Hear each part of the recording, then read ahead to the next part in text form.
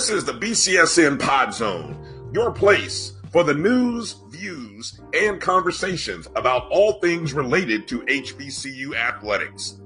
Here are the BCSN Sports Wrap, Dr. Cavill's Inside the HBCU Sports Lab, Knights of the Round Table, the pregame show, the Carlos Brown Show, the ONG Strike Zone, and more in one place.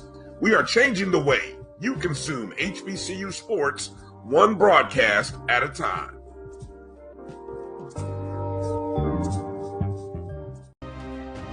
Here at Tuskegee University, some of our historical figures like Booker T. Washington, George Washington Carver, those are some of the people that created or started that Tuskegee experience. This place is so different. You have a support system, a real support system.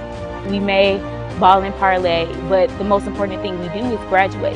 And after we graduate, we accelerate in everything we do.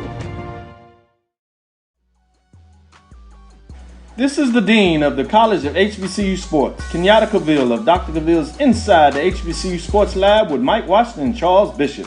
Come mix it up in the lab where the course lecture is in session every Tuesday from 6 o'clock p.m. Central Standard Time on Facebook Live, YouTube Spreaker, or the BCSN app, as we discuss all things about the HBCU sports culture, including exploring the week that was in the sporting HBCU diaspora, as well as the upcoming week of HBCU sports. With me, the Dean, the College of HBCU Sports, on Dr. Cavill's Inside the HBCU Sports Lab with Mike Washington and Charles Bishop. Course lecture dismissed. Yeah. Good afternoon, everyone, from A.J. Sloan Alumni Stadium on the campus of Miles College in Fairfield, Alabama. It's a big win, big weekend for football. The Golden Tigers of Tuskegee University take on the Miles College Golden Bears. Two cohorts meet each other.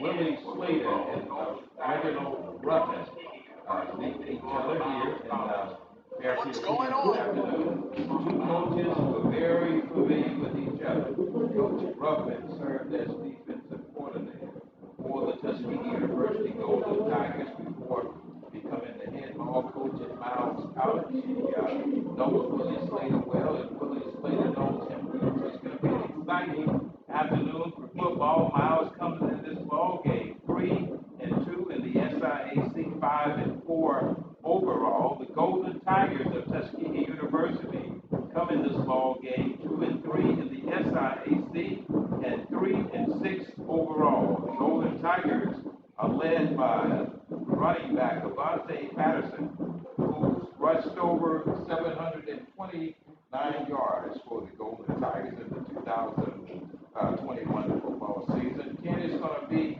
an exciting afternoon for football, and I think, you can throw those records out of the window when the Golden Bears and the Golden Tigers do battle here in Fairfield, Alabama. Good afternoon. Good afternoon, Frank.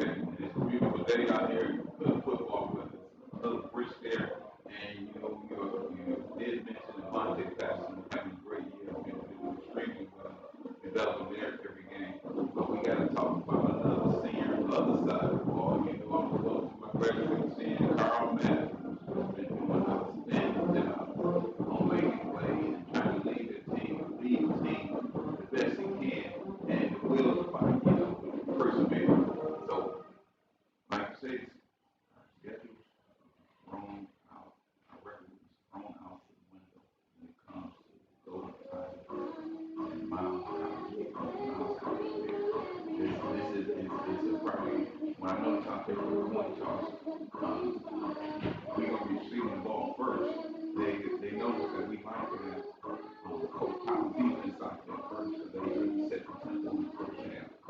And so the last couple of times we have they win the coin toss, but they kick off, put the offense out there, try to get better fit. So we're going to see, and it's good weather, it's been long, looking forward to see some ringers, and Bill Ringers. The Golden Bears, Ken Woodard and Avery Drew will be kicking it off. To the Golden Tigers of Tuskegee University, Jamal Pritchett will be the deep man for the Golden Tigers. Kicking off the ball for the Golden Bears of Miles will be Jackson Spratley. He will be kicking it off for the Golden Bears of Miles. It's going to be a beautiful afternoon for football, about 59 degrees. Here's the kickoff. It's going to be taken by Pritchett. Pritchett crosses the 10, the 15, the 20, the 25. He's down on the 27-yard line. It'll be 1st and 10 for the Golden Tigers of Tuskegee University. First play of the game is just underway, Ken and AD. Yes, some of these guys will be good for next year to bring them to establish yourself in the process of them growing. And Pritchard's one of those individuals that's had a great game out of catching the ball and being also a good kick return man. And I like the way he runs north and south. Here come the Golden Tigers. Starting off today for the Golden Tigers will be Bryson Williams. Williams has receivers either side. Here's the first play of the game. Here's Bryson with the snap. He's going to call his own number, and Bryson gets through. He will be on a foot race. He may go all the way. Touchdown, Golden Tigers. Bryson Williams on a 73-yard run from his own number. Get with it. No 27 yards. No penalties. No penalties. Great job. Great execution. And talk about selling something. He sold that so well. That was a great job. I'm selling it, and you can see the growth in Bryson being a sophomore quarterback and being able to make that play. It came a long way, and that's what we want to see. You want to see these guys get better. Not going to win all the games you want to win, but the fact that you do not give up is Tuskegee spirit. First play of the game, Golden Tigers scamper for a touchdown. And what a play right off center. Here's the PAT. It's going to be number 36 for the Golden Tigers. It's going to be Hussey. Is in for the PAT. For those of you all who just joined us, the first play of the game, the Golden Tigers sprinted 73 yards for a touchdown. Bryson Williams took it all the way in for the Golden Tigers. And the second play of the game is a delay of game on the PAT. Yeah, great call, Drew. But you notice when he gave that dive inside the hash, he did not get outside that hash. Absolutely. He turned that field, turned the ball up the field. That was one of his best reads he had all season. Here's a PAT. It's up, and he splits the uprights. It's good. Golden Tigers 7.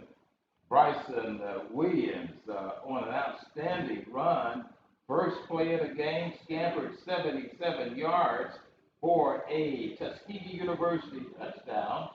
7-0 is your score with 14 minutes and 42 seconds in the first quarter of the ball game. Let's pause. You're listening to the Tuskegee Digital Network. Bounty versus the old family dish towel. Drying with a fresh sheet of Bounty leaves your hands cleaner than a used dish towel that can carry and redistribute food residue.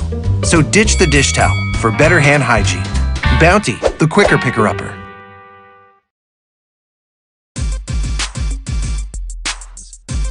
A gentleman wanted to do the Black College Sports Network in partnership with the HBCUs. I want you to get the vaccine. We're back to live action in Fairfield, Alabama. A.J. Sloan Alumni Stadium, where the Golden Tigers exploded first play of the game, scored a touchdown. We have a 7-0 ball game against the Golden Bears of Miles. Here's Hussey. He kicks it off. Here's the kick. It's going to be taken. Oh, he kicks it in the end zone. And I tell you what, the special teams are very much prepared, Ken, in this contest. Outstanding day thus far for the Golden Tigers. Came out of the chute with a lot of magic.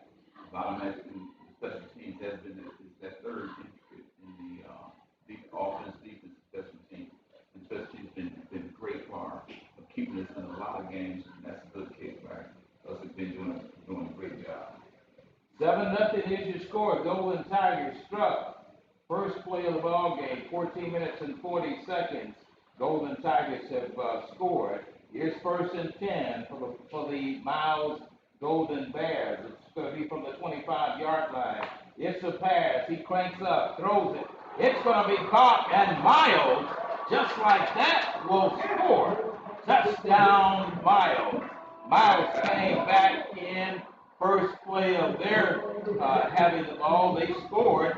We have a 7-6 ball game, and Miles will be in the punt after circumstance here in Fairfield, Alabama. 2 offensive plays, 2 touchdowns. This is what you call a rival game. It is. At its best, brother. It is rival, and Miles, just like that, answered back. 7-6 gives you score. Miles in PAT formation. Miles with the point after a tip. Here's the snap. It's up and it's good. And we're at tie, 7-7, as the Golden Bears answer just like that. First play of the game, they score. And this ball game is going to go down to the end. The last one with the ball here. And I like that. Hearing it out. And we were in the next meeting and we had 2 points on there. And that receiver, we will see him again. He has his best on him. Wilson did a great job going down the field. But that kid, he wouldn't have got it. That was it, you know. You might get back, turn and go, and that right there. Let's pause. You're listening to the Tuskegee Digital Network. Yeah. What's up? We need all the ladies to hit the dance floor. Where the ladies at? Hey! Lou, you think they ready? Let's go. Let's go. Let's go. Yes. Let's go. Huh? Let's go.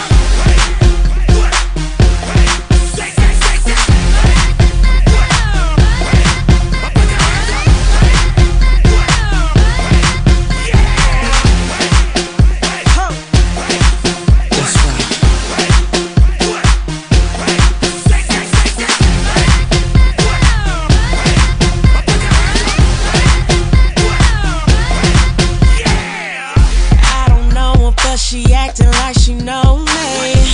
Oh, she must have heard about the way that I be. I pull her body to me slowly. Yeah, she whispered to me, are you ready for me? Don't even ask for me. I spend this cash probably. If you get loose, we can lose it out on this floor. So what you got for me? 'Cause we can both be in my kitchen, girl. Just listen first, I gotta see you.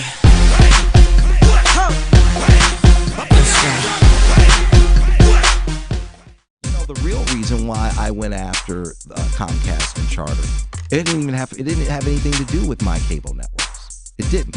What happened was a gentleman wanted to do the Black College Sports Network in partnership with the HBCUs, and Comcast did not accept it, and that would have made a lot of money for these black colleges. Absolutely. And it would have educated the Black College Sports Network. This is what he wanted to do.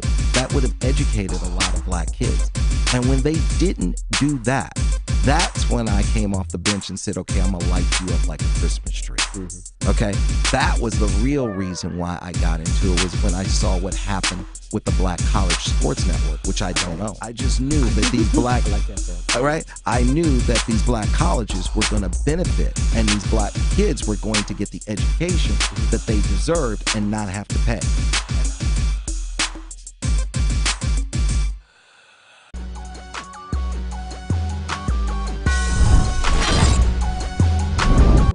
Alabama State to face Howard. It'll be interesting to see how the fan mix works. You know, how Howard's fan base responds, because has Howard been in a SWAC MEAC challenge? So I thought it was initially kind of good to introduce the northeast part of the MEAC. From Albert J. Sloan Alumni Stadium in Fairfield, Alabama, your score, Tuskegee University 6 miles. 6. Here's the play, kickoff, Golden Tigers. Return it with number 18 for Tuskegee University. That's going to We've got Kobe Mitchell. Mitchell is going to return the kickoff to the 27-yard line. Ken, within 28 seconds, both teams have scored. Golden Tigers are up by 1. We have a 7-6 ball game. Miles's PAT was no good. The kickoff has been kicked off, and we have a flag on the playing field. Yes, and that's great effort. Kobe Mitchell, good run, trying to get upfield. And we got the ball similar in the same position where we got to start. It could be personal foul against Tuskegee. Holding, excuse me. Holding against the Golden Tigers. That will be, well, let's see. Looks like we have, will there be offsetting penalties?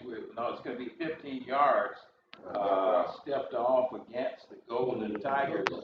We're having some echo here. We thank our great alumni president, Lily Lanier, over in Atlanta, Georgia, telling us about those technical problems. And we want to thank the Tuskegee National Alumni Association for their involvement in this broadcast, and along with Tuna, along with our fine support from our alumni, making sure that we get this broadcast on the air. 1st and 10 for the Golden Tigers. The ball is going to be on the 14-yard line of Tuskegee University. Fumble on the play and had difficulty getting a handle.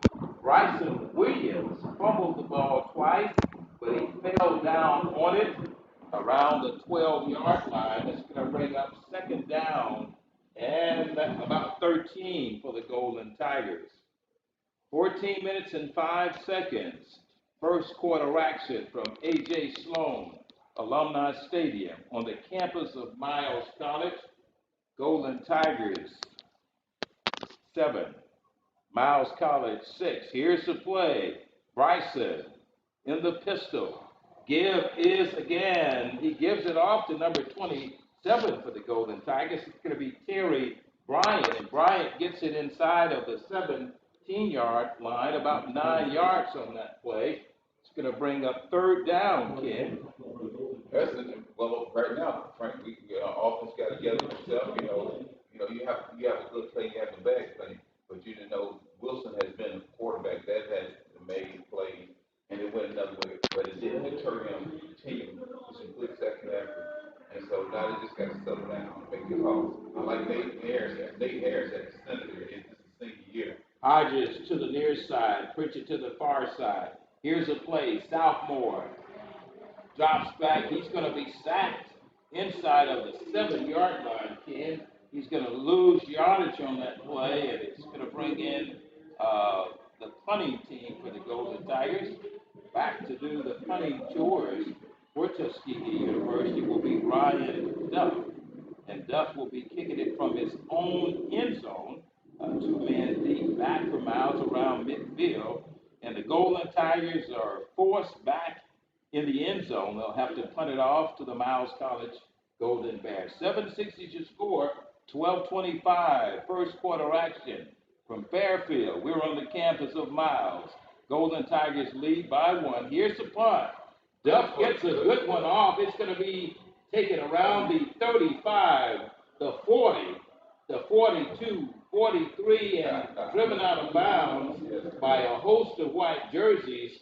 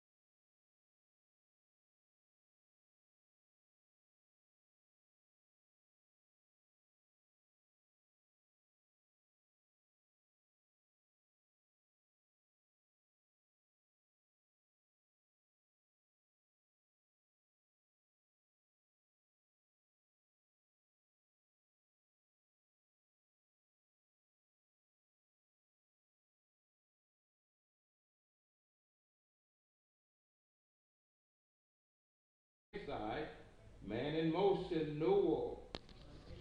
Drops back, has a man open. It's going to be in and out of the hands of number 7.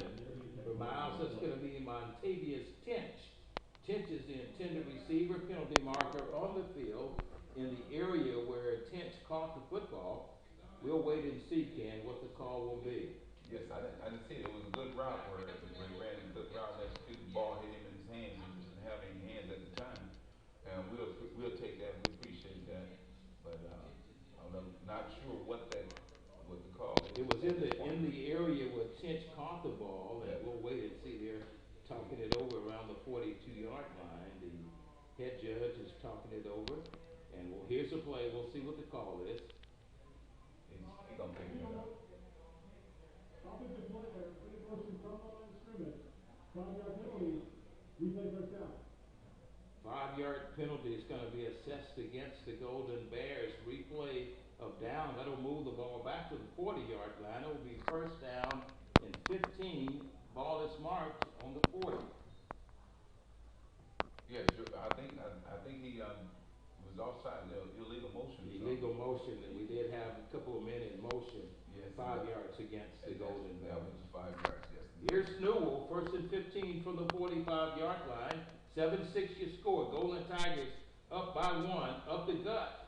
Goes the runner for Miles. He's going to be stopped immediately by the Golden Tigers. On that stop for the Golden Tigers of Tuskegee University is going to be Jaquan Hicks, 6'2", 265-pounder out of Jacksonville, Florida, on the stop for the Golden Tigers. Here's a play, 2nd and 13, ball marked on the 45-yard line of the Golden Bears. Somebody moved, Ken. They are pointing. Try to sell it. They're pointing. The clock still runs. 11:20. Clock still runs. Play still in motion. Newell hands it off. Play action. Newell gives it up the cut. Man is open. He finds his way in Tuskegee territory. Brought down on the 43-yard line is Mitchell Smiley for the Golden Bears, and that's going to be good for a Miles College first down. Move the chains, 1st and 10 from the 42-yard line of the Golden Tigers. Newell looks to the sideline, gets play from offensive coordinator Cedric Pearl. Great job. They're trying to sell it.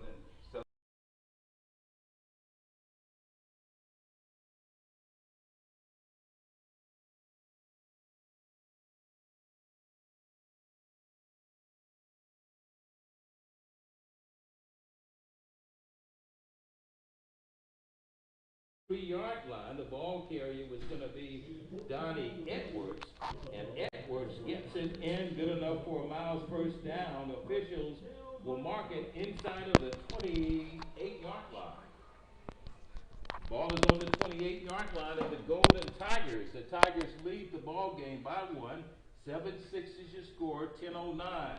First quarter action here from Fairfield. We're on the campus of Miles College. Here's Newell. Newell in the pistol. Newell play action.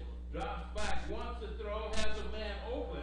One of his secondary receivers. He gets it down to the 7-yard line. Ken, just a screen pass, and Miles moves it down inside of the red zone. Ken. Great call.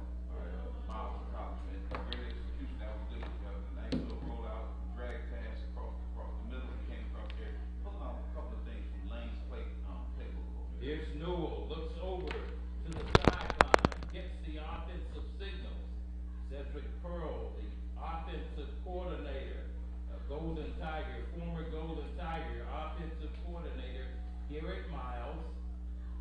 Here's the play. Newell takes the snap. Newell drops back, looks to the corner. It's going to be overthrown. There's a flag, and we're going to get an interference call in here. It's going to be 1st and goal for the Golden Bears. Pushing off. They're probably against the Golden Tigers. Number 8 for the Golden Tigers. That's going to be Delafield back in the DB position for the Golden Tigers. If you get that goal line, you got to get that head around. You know, I mean, Coach Willie right now saying, got to get their head around it. What he did was he got between the receiver there and kind of pushed off a little bit. It was a touchdown saving push. You can't shift, but it's going to put the Golden Bears in perfect field position as the ball is going to be marked. We'll see where the spot will be. It's going to be marked on the 2-yard line. Miles with the football. Quarterback Newell, Claude Newell, he's 6'4", 230-pounder. He's a junior. Here's Newell. Newell gives again up the gut. Easily goes in number 3. That's going to be Dante Edwards. Walks in for Miles. It's going to be a 13-7 ball game, 12-7 ball game. Correction. Miles goes in, punches it in from about 3 yards out as Dante Edwards scores a touchdown. And here's the PAT. Miles is 0 for 1 in the point after attempt category. Here's the second PAT today in today's ball game. It's up. This time it's good. That's good. And we want to see that good kid. But Delta, he's a good corner. He's a good kid. He's a young kid. He's a red-shirted junior. And he'll be back again. But Miles going to come back to play for this game again. It's a long way from being over, so you really got to stay tuned. You talking about your SIC football, at any time you're going to see a big play, you're going to see a play, you're going to see a great second. And they're going to try to come back to the other.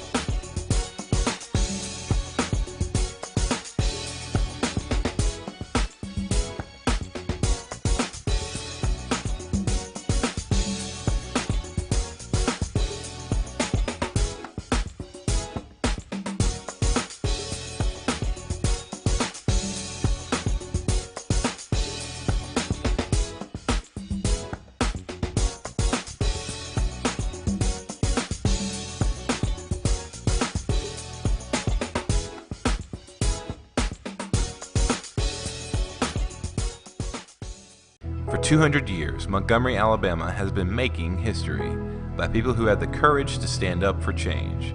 Today, this riverfront city has been reborn, embracing the past and looking forward to the future. From the National Memorial for Peace and Justice to the stage of the Alabama Shakespeare Festival, this is where history was and is made. We are proud to call Montgomery home, and together, we can be the change. True Black Essentials is a retail opportunity to bring Black businesses under one roof, where every product on every shelf in every aisle will be Black owned and Black produced by people all over the world.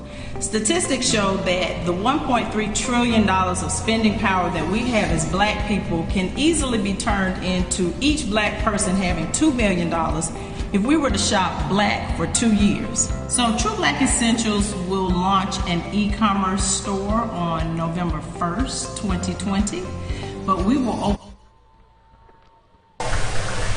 We're back to live action from Albert J. Sloan Alumni Stadium on the campus of Miles College, where the Golden Bears lead the Golden Tigers 13-7. Here's the kickoff to the Golden Tigers.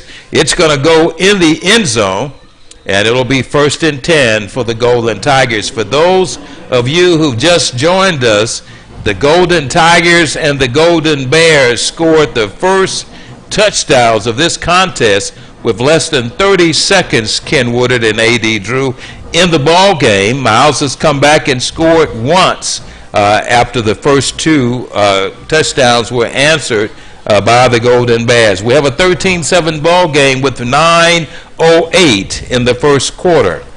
You know, for this Miles team, they are looking to go ahead and seal up the SIAC West. Miles wins, they're in the championship game next week against Albany State. Miles loses, opens the door for Kentucky State and or Lane to win the SIAC West. Back to live action from the 25-yard line. Bryson Williams, play action. Williams on the run, throws it. Intended receiver was going to be O'Neal, and Williams rolled to his left and tried to throw it at the last minute. His target was O'Neal for the Golden Tigers, but couldn't hold on. It was really a bad pass there, Ken, as Latrevian O'Neal, a tight end that's been a major target for the Golden Tigers this year, couldn't get a handle on that pass that was thrown unbalanced to him. Yes, they still gonna sell it. They selling in, Frank, and it's more football to play from Golden Tigers football. This offense is still winding up, revving up. For second down and 10. Here's a man in motion, number 17, with a little trickery in that particular play. That was an in and around, Ken, as we used to call it. Number 17, Jamal Pritchard. Pritchard there was the man who came around for the Golden Tigers. That play did pick up yardage for Tuskegee University. It's going to bring up third down. It's going to be marked inside of the 33-yard line for Tuskegee University. 3rd and 3 for the Tigers. Possession down situation for Tuskegee University. Bryson Williams, the starter for the Golden Tigers, has in the backfield with him Terry Bryant. Here's a play. Williams overthrows his receiver. It was intended for number 5, Steve Hodges, and the Golden Tigers, just like that, 1, 2, 3, will have to punt it off, Ken, to the Golden Bears. Ryan Duff will be back to punt it for the Golden Tigers. Back deep for Miles will be Madarius Trejo. And number 11 for Miles will be LaAnthony Robinson, both back to receive the Ryan Duff punt. Duff will be punting it off from the 15-yard line. Both punt returns guys will be on the 25. Here's Duff. He gets a good one off. It's going to bounce, take a Golden Tiger big bounce. Get it, baby, get it. Down to the 4-yard line. 4-yard line. Duff. Got about 20 yards of roll right there. I tell you, he got about 20 yards. You're right, AD. It rolled about 20 yards. It'll be 1st and 10 for the Golden Bears. It'll be on the 3. Frank, AD, a leg like that can get you to the next level. I like that. You can't buy those. They don't come every day. And that was a great job. Nice height, nice weight, and the flip forward so it roll for you. Roll, and as you say, D, you say let it roll, baby, let it roll. That was a great job by Ryan Duff. Now let Brian Duff, yes, and let the defense come out here and get a score for us right now. And that's what a lot of times happen is it's 3 component part team for the team. Special team is doing theirs as consistently as they've been, and the offense, until offense get together, they're going to get to that chalkboard. Watch this defense come out and make some plays, because they're going to redeem themselves. And definitely we got a couple of corners that's been attacked, and they don't like it like that. We have a TV timeout, guys. Let's pause. You're listening to the Tuskegee Digital Network.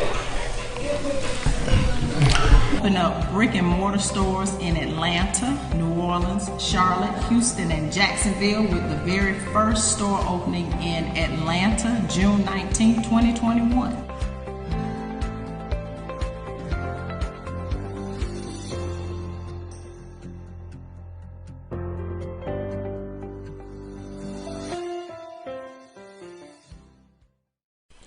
At Hampton Law, our primary goal is to provide non-traditional yet effective solutions and redefine the approach to client legal concerns.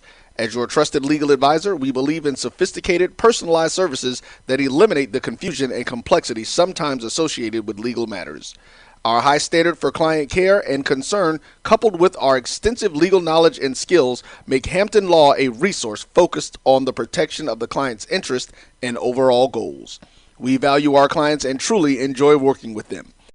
Visit thamptonlaw.com to conveniently schedule an appointment online.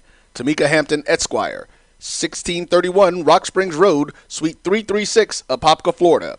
407-494-1471. thamptonlaw.com.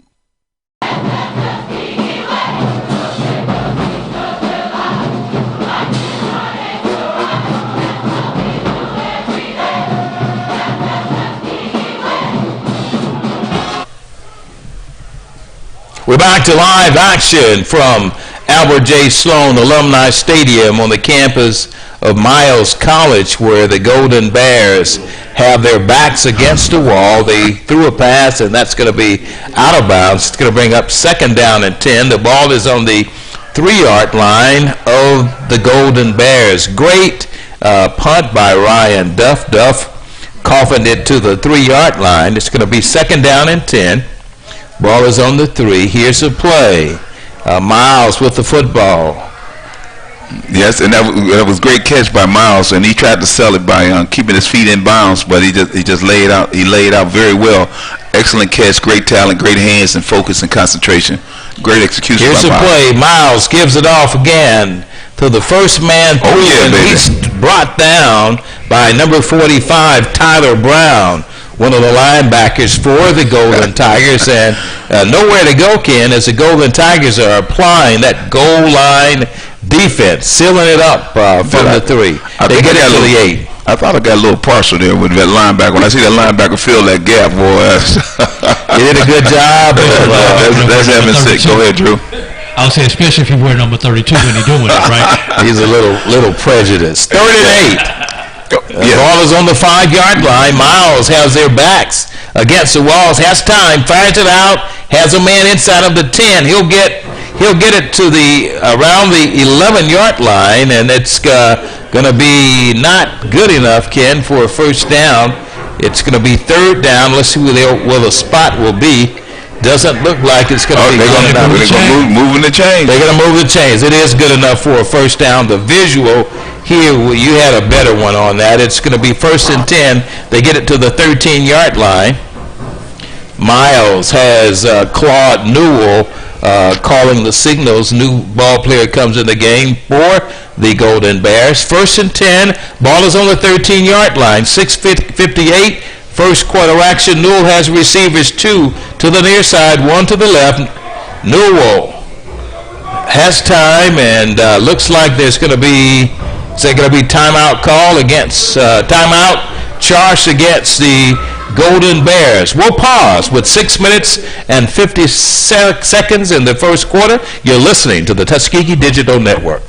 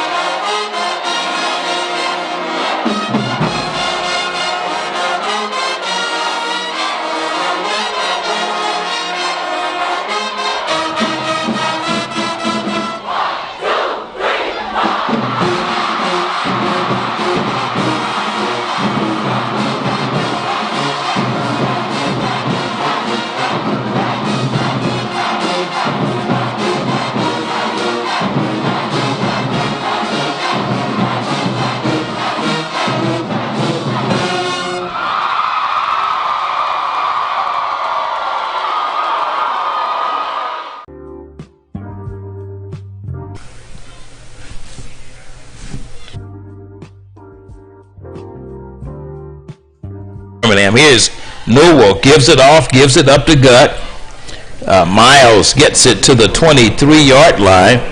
That play is going to be, the spot will be inside of the 23, the 22-yard line rather. Newell drives his team down from the 22-yard line. 2nd down for Miles. Here's Newell. He hands it off up to Gut. Goes a man. He is going to be brought down inside of the 32-yard line. That's going to be good for another Miles first down. Move the chains. First down for the Golden Bears. Quarterback Newell, the sole starter for the Golden Bears. It's Golden Bears lead the Golden Tigers 13-7. For those of you who've just joined us, both teams scored touchdowns within the first 28 seconds of this ball game. Here's the play, 1st and 10 from the 32-yard line of the Golden Bears. The give is again to number 3. He breaks 2, breaks 3, gets it to the 45-yard line. Dante Edwards, 6 foot 225. He's a junior. He carries the ball well for the Golden Bears. It's another first down. Move the chains for the Golden Bears, guys. That's definitely a play out the playbook from Lane College. Just running right up the gut and making the Golden Tigers miss tackles, and we got to make those tackles. We got helmets on the ball. They just got to get up, baby. Play action. Newell has a man open around the 48-yard line. That's going to be one of the wide receivers for Miles. It's going to be Marcus Large, 6'3", 180-pounder, catches the Newell pass. And it's going to be second down for the Golden Bears. The ball is on the 47-yard line of the Golden Tigers. Newell has receivers, 2 to the far side, 1 to the near side. Frank, you got to watch it. Miles is doing a plethora of different plays. They're going left and right, up the gut, and then letting it air out up top. Here's Newell on the play. Give is to number 32, coming out of the backfield for the Golden Bears. That guy's not on the roster, number 32. We'll have to find out who he is. He's leaving the ball game for the Golden Bears. And looks like that's going to be 22, Ken. Brandon Hicks. Brandon Hicks. Yes. Brandon Hicks. I tell you, those jerseys are dark and those numerals are dark, and the reflection from the sun creates an optical illusion. Yeah, purple numbers on purple jerseys. 3rd and 2, ball on the 46. Newell, play action, calls his own number. He's going to be caught, but he picks up a couple yards on that play. Good enough for a first down. He's going to be brought down by Antonio Kinnan for the Golden Tigers. I think Newell was looking actually to either hand it off or fake the hand off. And there was no one there, but he ended up turning it up. You get 5 yards on a busted play. I mean, you can't draw it up any better than that, I guess. There you go. Good job, Drew. Here's a play. 1st and 10, ball on the 42-yard line of the Golden Tigers. Newell has receivers split to the near side. Newell calling the signals in the pistol. Here's Newell. There's a flag on the play. Somebody obviously moved, Ken, on the offense. Looks like false start will be assessed against the Golden Bears, obviously. False start, 5 yards stepped off. There you go. Against the Miles College Golden Bears. We got Big Samuel Sr. coming in. Vernon Samuels, number 72, 6'3", big guy, 365. He's an anchor. Put an anchor in that middle. Say, hey, okay, you want to come in there? I'm gonna take 2, baby. I got 2 for you. 1st and 15. Go ahead and do it, Vernon Samuels. Let's see what you got in front of that. Newell, play action. No action. Newell gives it off to number 32. That's going to be still number. Let's see that number. Let's get that number. That's number 22. 22, that is correct. It's going to be Brandon Hicks for the Golden Bears of Miles. Second down, and it's going to be marked inside of the, let's see where they're going to mark it. They're going to mark it on the 45-yard line. Second down and 13. That's 13-7 is your score. Go ahead, Ken. Vernon Samuels, that was the guy we just spoke of, that 6'3". He's sitting in that middle, and they tried to double team, and they couldn't move him out of there, and that was a good job where he clogged it up. Quarterback Newell, 2 receivers to the left and right. Newell on a pass, throws again, coming out of backfield. It's secondary receiver. Oh, yeah, baby. And he's going to be brought down. You went to the wrong one that time. That's a phone tackle. It's going to be brought down. You went to the wrong one that time. By Carl Matthews, the third, and Matthews made a statement then, and I think next time he comes that way, he's going to look and anticipate the great defensive play by Carl Matthews. I think he'll go out of bounds the next time. He ain't going That was a snot bubble right there. 3rd down and 4 for the Golden Bears. Newell has receivers split 2 to the left, Two to the right. Here's the play from the 38-yard line. Newell has pressure. It's intercepted by the Golden Tigers. Number 31 for Tuskegee University, Christian Johnson, on the roster as he is. He's going to pick off a Newell pass, and the Golden Tigers will get the football, Ken. Good job. Like I say, there's a flag down. Let's see what.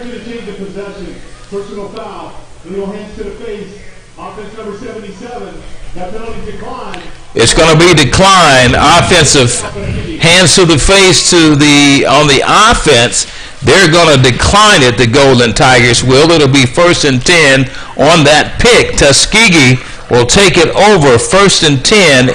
It'll be on the 45-yard line of the Golden Tigers. Great defensive turnover, forced the turnover. The Golden Tigers did. You got to give them credit, Frank. You're hanging there, you're staying there, and that's just a implement of what Coach Powell be teaching. What the Golden Tigers football is, staying consistent. We got a new quarterback in the ball game for the Golden Tigers, number 16, Malik Davis, 6-footer, 200-pounder. He's a sophomore out of Apopka, Florida. That's Apopka, Florida. That's correct, Drew. Apopka, Florida. It's down in the Orlando area. It is, and I know the pronunciation, Apopka. 2nd down and 4. Thank you, A.D. Drew, for that correction. Is this Davis's first action on the year? Davis. Yes, it is. Calling the signals. First time for the Tigers. Play action. Davis rolls to his right, and he's going to be slides out of bounds around the 47-yard line. And the young man from Apopka, Florida, is in for the first time, touching the ball for the Golden Tigers. It's going to be 3rd down for Tuskegee University, and let's see what Coach Slater will work with. He's talking it over on the sideline. And Malik Davis comes back in for the Tigers. Number 9 split to the far side is going to be Jonathan Montreville for the Tigers. O'Neal also split to the left.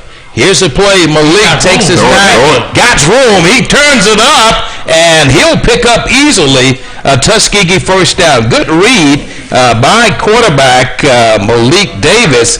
Davis read well, saw a crease, turned it up, and picks up a Tuskegee first down. He took a good lick on that one. You don't want to take too many licks like that. But you can see but he got to settle in there. You got to give him a couple of plays to settle in there. So don't throw the baby out with the bathwater when you got a young kid coming out there and he's trying to make some plays. He's going to be indecisive. In the shotgun, calls the signals. Malik turns it up and salvages and picks up about 3 on that play. Saw room, turned it up, and Davis, he will be, let's see, he's going to be close. No, not close for a first down. He's going to pick up about 2 yards. He's going to give him 1 on that play. 2nd down and 9. Ball is on the 43. Clock runs with 23 seconds. He'll have time for one more play in this quarter if he does one. Empty backfield for Malik Davis, empty. Everybody's out. Trips to the left. Here's Davis. Trips to the right. Throws it. Has a man open. It's caught up the middle, and it's going to be good for a Tuskegee first down to the 24-yard line. And Malik Davis is bringing some offensive excitement in, guys, for the Golden Tigers. Jamal Couch on that catch right there, Frank and Ken. Exactly, and that was, I like the way he threaded that needle on that one. That was a good drive. You can see the kid got iron. You can see the guy got potential, and just give him a chance to settle in there, and let's see what he go with. He'd be able to make some things happen. At the end of the first quarter, Miles 13, Tuskegee 7. Let's pause. You're listening to the Tuskegee Digital Network. Who was that called that?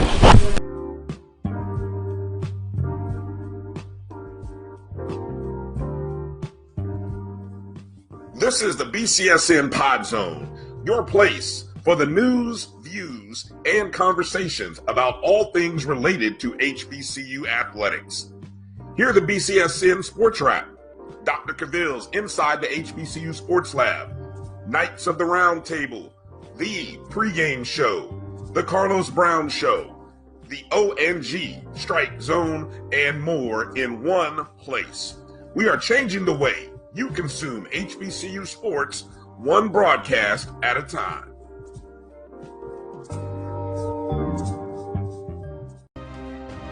Here at Tuskegee University, some of our historical figures like Booker T. Washington, George Washington Carver, those are some of the people that created or started that Tuskegee experience. This place is so different. You have a support system, a real support system. We may ball and parlay, but the most important thing we do is graduate. And after we graduate, we accelerate in everything we do. Thank you guys for what you do for HBCU athletics. This is a fantastic avenue for all of us. This is our ESPN, so we love what you guys do. Brian, AD, Roy, all you guys at BCSN. We really appreciate what it is that you guys do for us.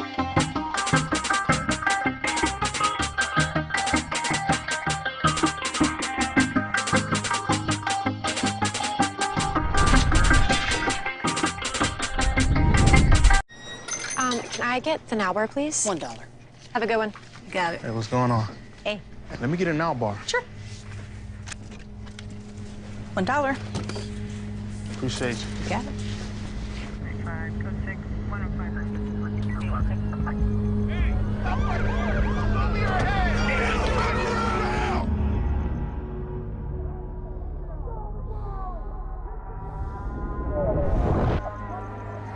I want you to get the vaccine. It didn't. What happened was a gentleman wanted to do the Black College Sports Network in partnership with the HBCU for these black colleges. Absolutely. And it would have educated the Black College Sports Network. This is what he wanted to do. That would have educated a lot of black kids. Okay. That was the real reason why I got into it, was when I saw what happened with the Black College Sports Network, which I. This is Brian Fulford. AD Drew and I are co-hosts of the BCSN Sports Wrap. We talk about all things. We're back live here at A.J. Sloan Alumni Stadium in Fairfield, Alabama, where the Golden Tigers have it 1st and 10 on the Miles 25-yard line. Malik is in for the Golden Tigers. That's going to be number 16. Malik Davis is calling the signals for the Golden Tigers. Has receivers either side. Here's Malik. Malik gives it up to Gut. He gives it to, that's going to be the first man through. And looks like that's going to be number 27, Ken. Terry Bryant. We haven't seen Devontae Patterson in the ball game today, Ken. Yes, and maybe due to injury or something, but and he's definitely been one of the workhorses for the team. And Brian been coming through lately. 2nd down and 8. Malik Williams calling the signals for the Golden Tigers. Malik Davis, rather. Malik has receivers either side. Bryant is the sole back of the backfield. Malik, play action. Drops back, has time, unloads the football. That's going to be caught. Touchdown. Golden Tigers. That looks like that's going to be O'Neal. Golden Tigers strike again.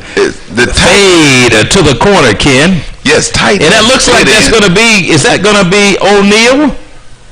Yes, that looks, I'm trying to see his number. We got a little sunshine.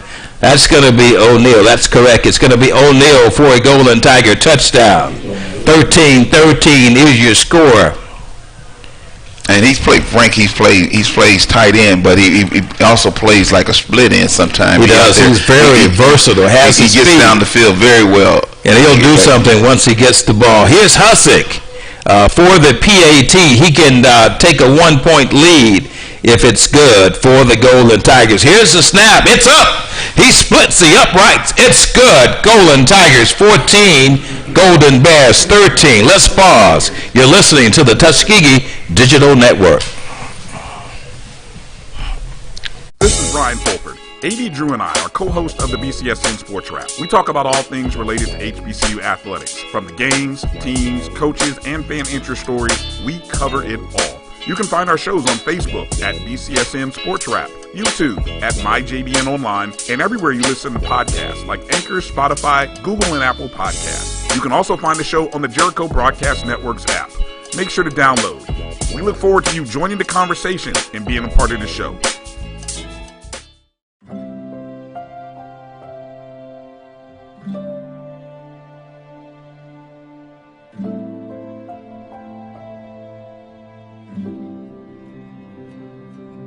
Whether it's advice on managing your anxiety or tools to help you stay grounded, Coping-19 provides a range of resources and self-care tips to help you cope with this pandemic. We can help. Find the resources that work best for you at coping-19.org. Follow the Black College Sports Network and all of our shows on YouTube.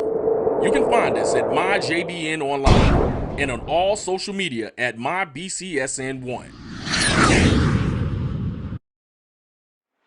Let's get back to strolling instead of scrolling. Before we can safely come together, we need the facts on COVID-19 vaccines. Visit getvaccineanswers.org so you can make an informed decision for yourself and for your family. You're looking for the latest information on Southern University sports, the Southwestern Athletic Conference, and HBCU athletics. There's only one place to go. Tune in to the Carlos Brown Show, exclusively on the Black College Sports Network. We're back live from Albert J. Sloan Alumni Stadium on the campus of Miles College, where the Golden Tigers have a 1-point edge. 14-13 is your score, with 14-11 left in the second quarter of this ball game, and it's been up and down for the Tigers and the Miles College Golden Bears. We said earlier, before we got started, talking among ourselves, that you can throw all the records out of the window. This is a rivalry between the Golden Tigers and the Miles Golden Bears, guys. It's most definitely bragging rights for Alabama up here.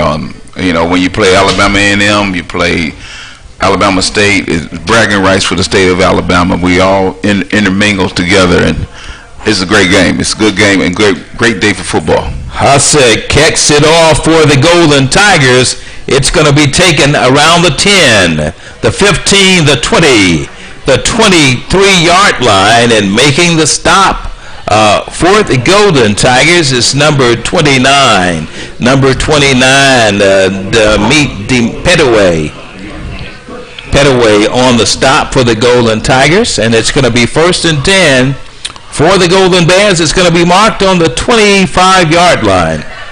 Hey, Ken, I got to ask you a question as a former defensive player. When I throw these numbers out to you, tell me what you think. Miles averaging 10.67 yards per play. Tuskegee averaging 9.14 yards per play. that's in the trenches. Let's come back to that. Newell will call the signals 1st and 10 from the 25-yard line. Newell pitches it out. The pitch goes to number 3. That's going to be Dante Edwards, and Edwards is going to be pushed out of bounds around the 27-yard line by the Golden Tigers. That play good for about 3 yards for Miles. 2nd down for the Golden Bears.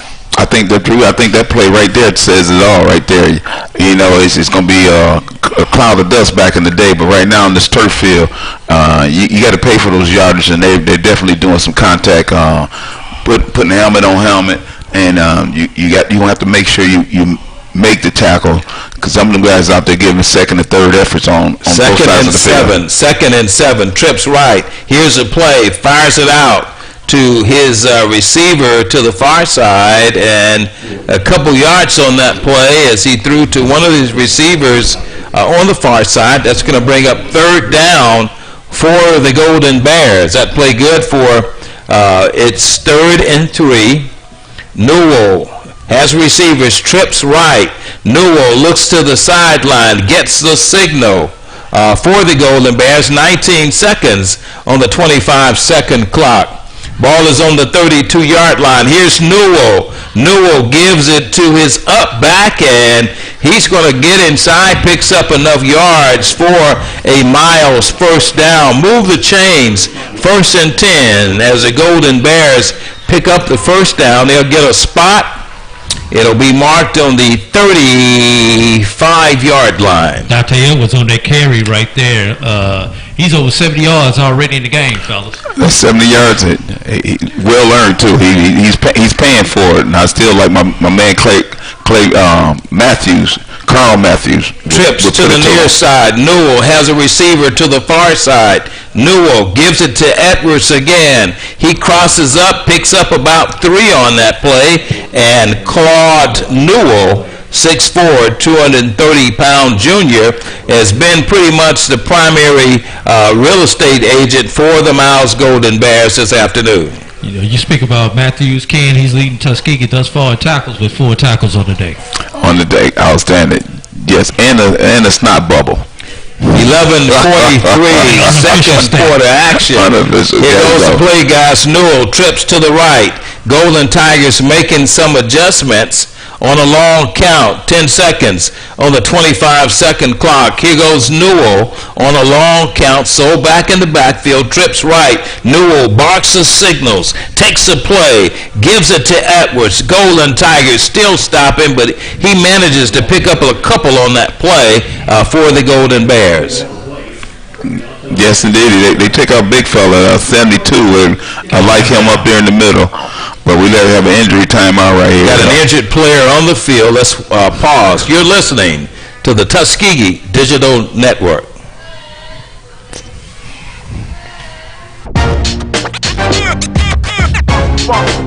It's like a loop machine. All around town, people trying to get down.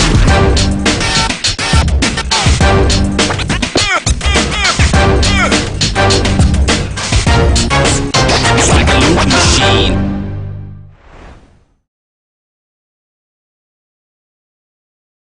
Let's get back to getting ticks instead of watching flicks. Before we can safely get out there, we need the facts on COVID-19 vaccines. Visit getvaccineanswers.org so you can make an informed decision for yourself and for your crew.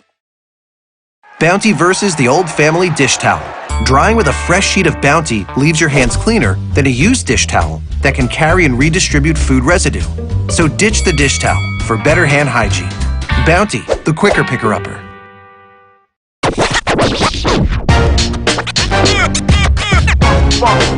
It's like a loop machine. All around town, people trying to get down.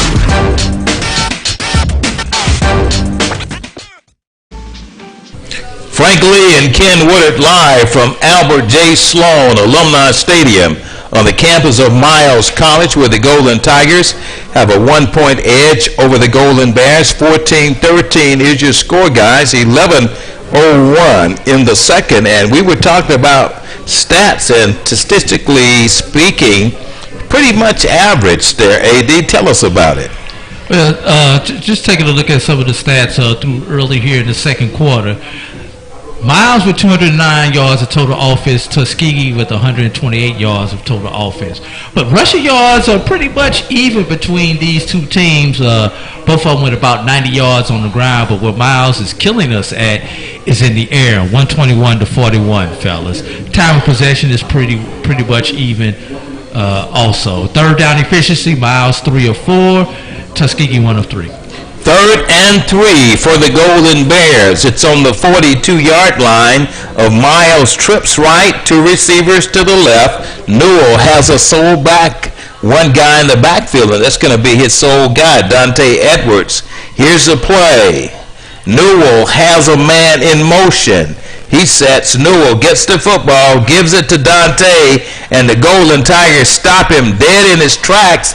They won't get the first down. It's going to bring up 4th down for the Golden Bears, and Miles will have to punt it off to the Golden Tigers, and back deep for the Golden Tigers is going to be Jamal Pritchett. Pritchett will stand inside of the 25-yard line. And back to punt it off to the Golden Tigers for the Golden Bears. And I'm still having a little difficulty with those numbers, but it looks like it's, we'll find out. It's going to be Jay Fitch. Fitch will be standing on his own 26-yard line. And number 17, Pritchett, will stand on the 24. Here's the punt. It's going to take a roll, and Pritchard will let it roll, and Miles tries to. Whoa! That is close. That is close, Jenna. They gave us a touchback. It won't work. I think the second guy's foot actually he touched it. Yeah, that is correct. It almost ended back where Ryan Duff's. Well, no, they're gonna. Here's the replay up there, and so they're gonna look at the no, they can't go by the replay, but not in Division II, fellas. But they're gonna mark it. They're gonna mark it on the one. It's pretty much the Golden Tigers are pretty much exactly where the Golden Bears were several series ago. It'll be 1st and 10 for the Golden Tigers from their own 1 yard line. Golden Tigers with their backs against the wall. First play here. 1st and 10 from the 1. 9:48 in the second quarter. Here's Malik. Malik Davis will direct the Golden Tiger offense. Here's Malik Davis. He gives it to, looks like that's going to be carrying the ball for the Golden Tigers. That's going to be Terry Bryant. And Bryant may pick up a couple on that play. We'll see. Who coming in now, Frank? I'll bet. Yeah, I don't even look. That's going to be Goodlow. I don't even have to look and see.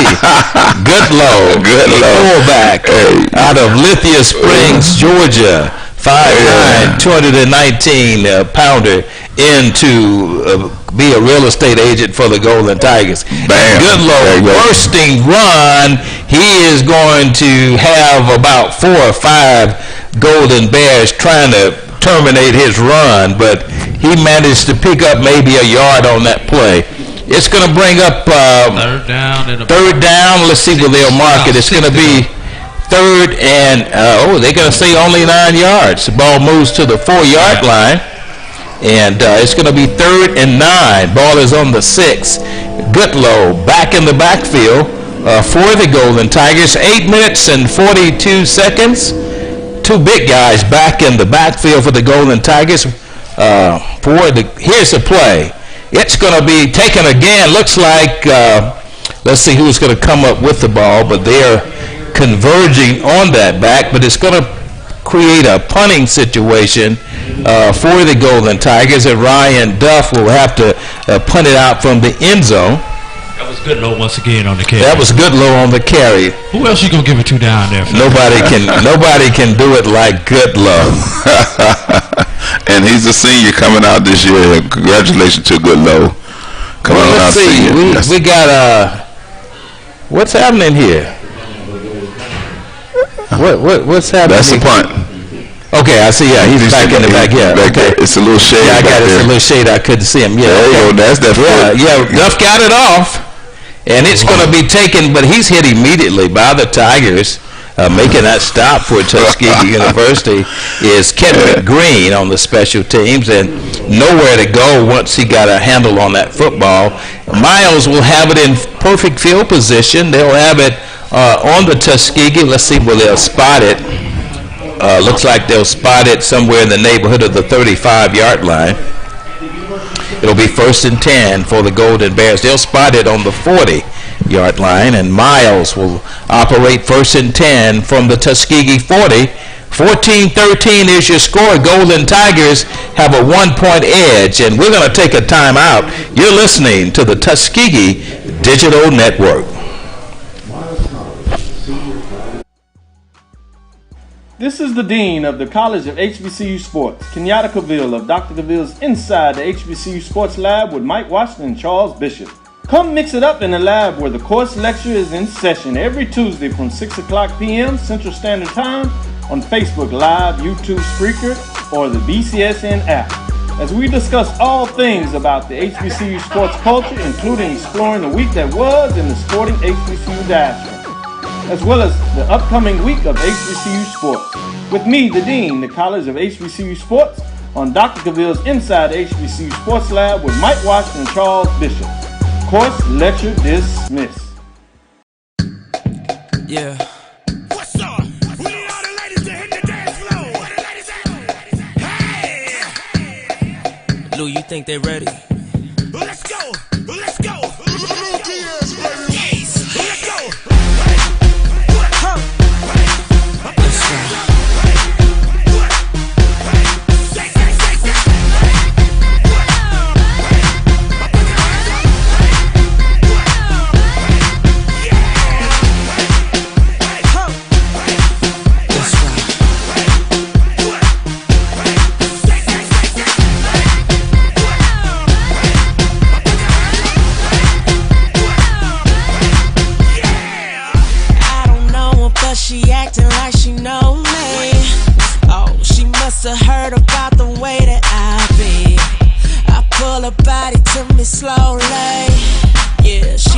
closer to me, are you ready for me?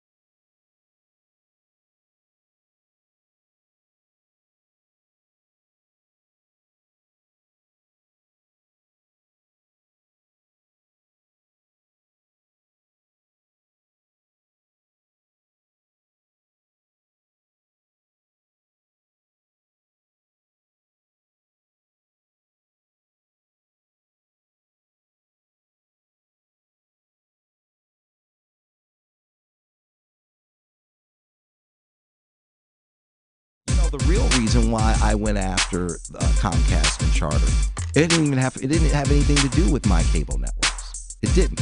What happened was a gentleman wanted to do the Black College Sports Network in partnership with the HBCUs, and Comcast did not accept it, and that would have made a lot of money for these black colleges. Absolutely. And it would have educated the Black College Sports Network. This is what he wanted to do.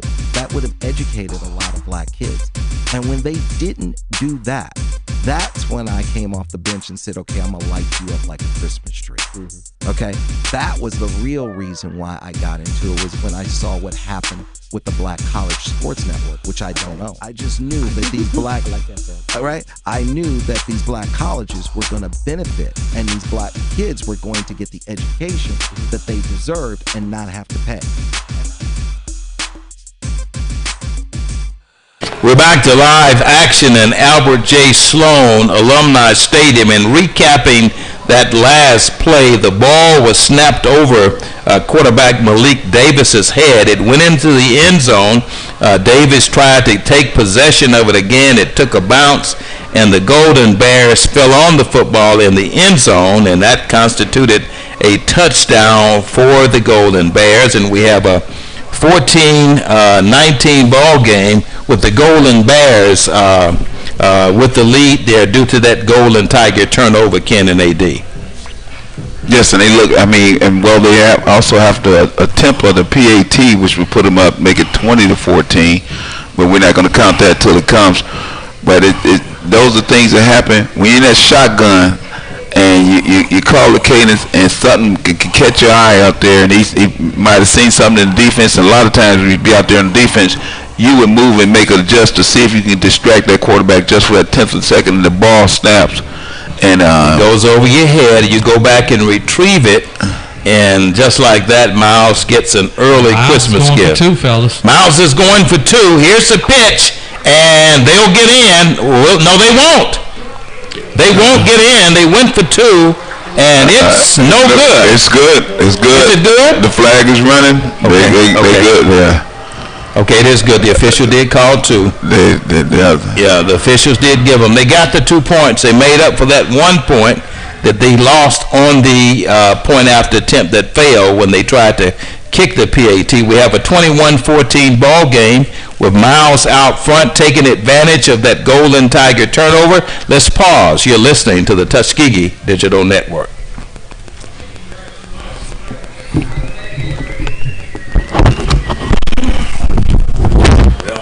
Like I said.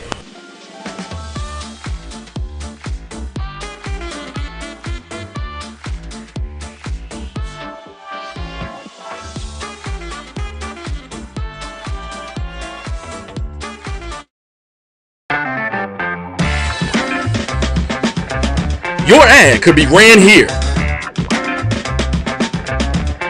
MyJBN.com/support. MyJBN.com/support for more information. Back to live action from Albert J. Sloan Alumni Stadium on the campus of Miles College, where the Golden Tigers turned it over to the Miles College Golden Bears. They took advantage of it, and we have a 21-14 ball game. Here's a kick. Miles kicks it off to the Golden Tigers. It'll roll in the end zone, and just like that, the Golden Tigers will take over. A little extracurricular activity on the field on the kickoff. A few words spewed there, and officials abruptly walk in and kind of break it up. Yeah, exactly. If you get hit between the whistles, hey, take it back between the whistles. There's no sense in going out afterwards. You're just going to cost your team unnecessary penalties. 5 minutes and 59 seconds from Miles College. We're on the campus. We're at A.J. Sloan Memorial Alumni Stadium, as the Golden Tigers are trailing the Bears 21-14. 5 minutes and 59 seconds. The Golden Tigers have it 1st and 10 from the 25-yard line. Malik Davis, the sophomore, in calling the signals for the Tigers. And Davis gives it to Bryant, a bursting run.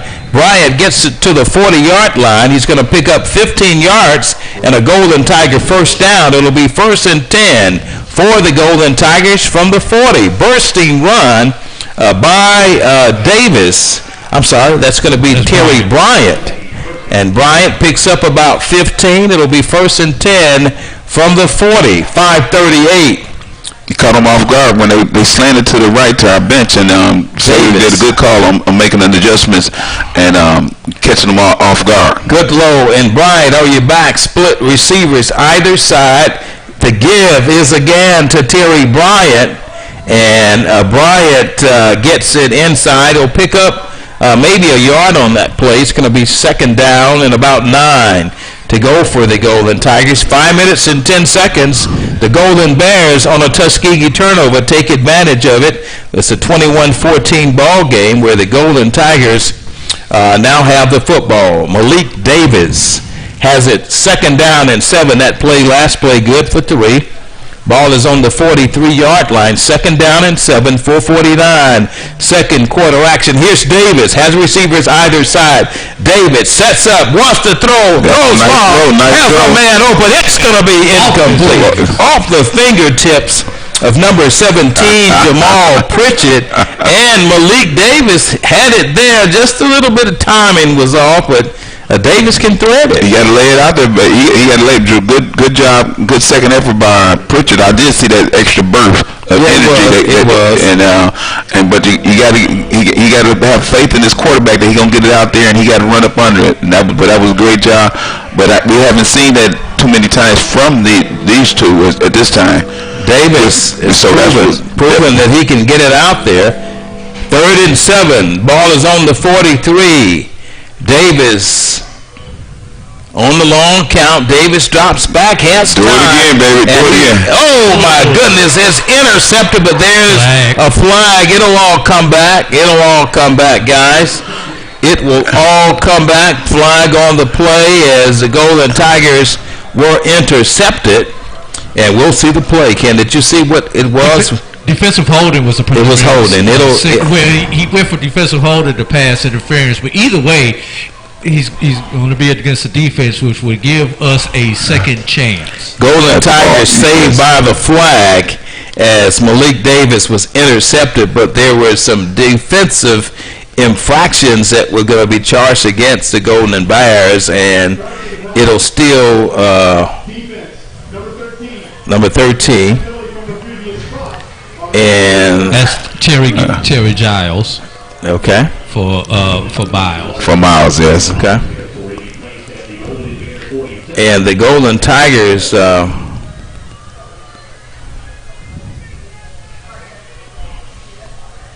got to love it. I love where he come back and he was able to throw it up there. And you got it. You win. You be the hero of the GOAT. And I got to give Coach Slater and I got the Golden Tigers the credit's due. You got to go out there. You got to make something happen. You're gonna win or lose, but you can't be scared to play the game. It'll be 1st and 10 from the 47-yard line. Here's a play. Golden Tigers have it 1st and 10 from the Miles 42nd. Play action. Malik Davis turns it up, calls his own number, and he picks up yardage. He'll get it down to the 40, around the 30. It's going to be around the 42-yard line. It'll mark it. He may get a spot on the 40. Did you notice what Davis did as he was getting ready to get tackled on that play? Is he had the ball a little loose, but he tucked it on that initial contact, made sure that he held on to the ball. You know, we have had some troubles with that this year, holding that ball like a loaf of bread. 2nd down and 4. The ball is on the 41-yard line. Number 17, Malik Davis, the signal caller, the sophomore, in his first chance opportunity. He gives it to Jamal. Jamal gets it inside, and he's going to pick up yardage. He'll take it down to the 34-yard line as Jamal Pritchard. Terry Bryant. Terry Bryant was the ball carrier for the Golden Tigers, not Jamal Pritchard. It was Terry Bryant on the carry for the Golden Tigers. He picks up a 1st down. And Frank, they do what? Not move the chains. Aaron, have a call on this one, Aaron. Hey, fellas, while they sort the laundry out on the field, since Miles is the only team, the SIAC West is the only division not sold up, as CIAA North and South are sold up, and the SIAC East is sold up. Update on some scores that are very significant. Kentucky State 56, Central State 0 at the end of 3.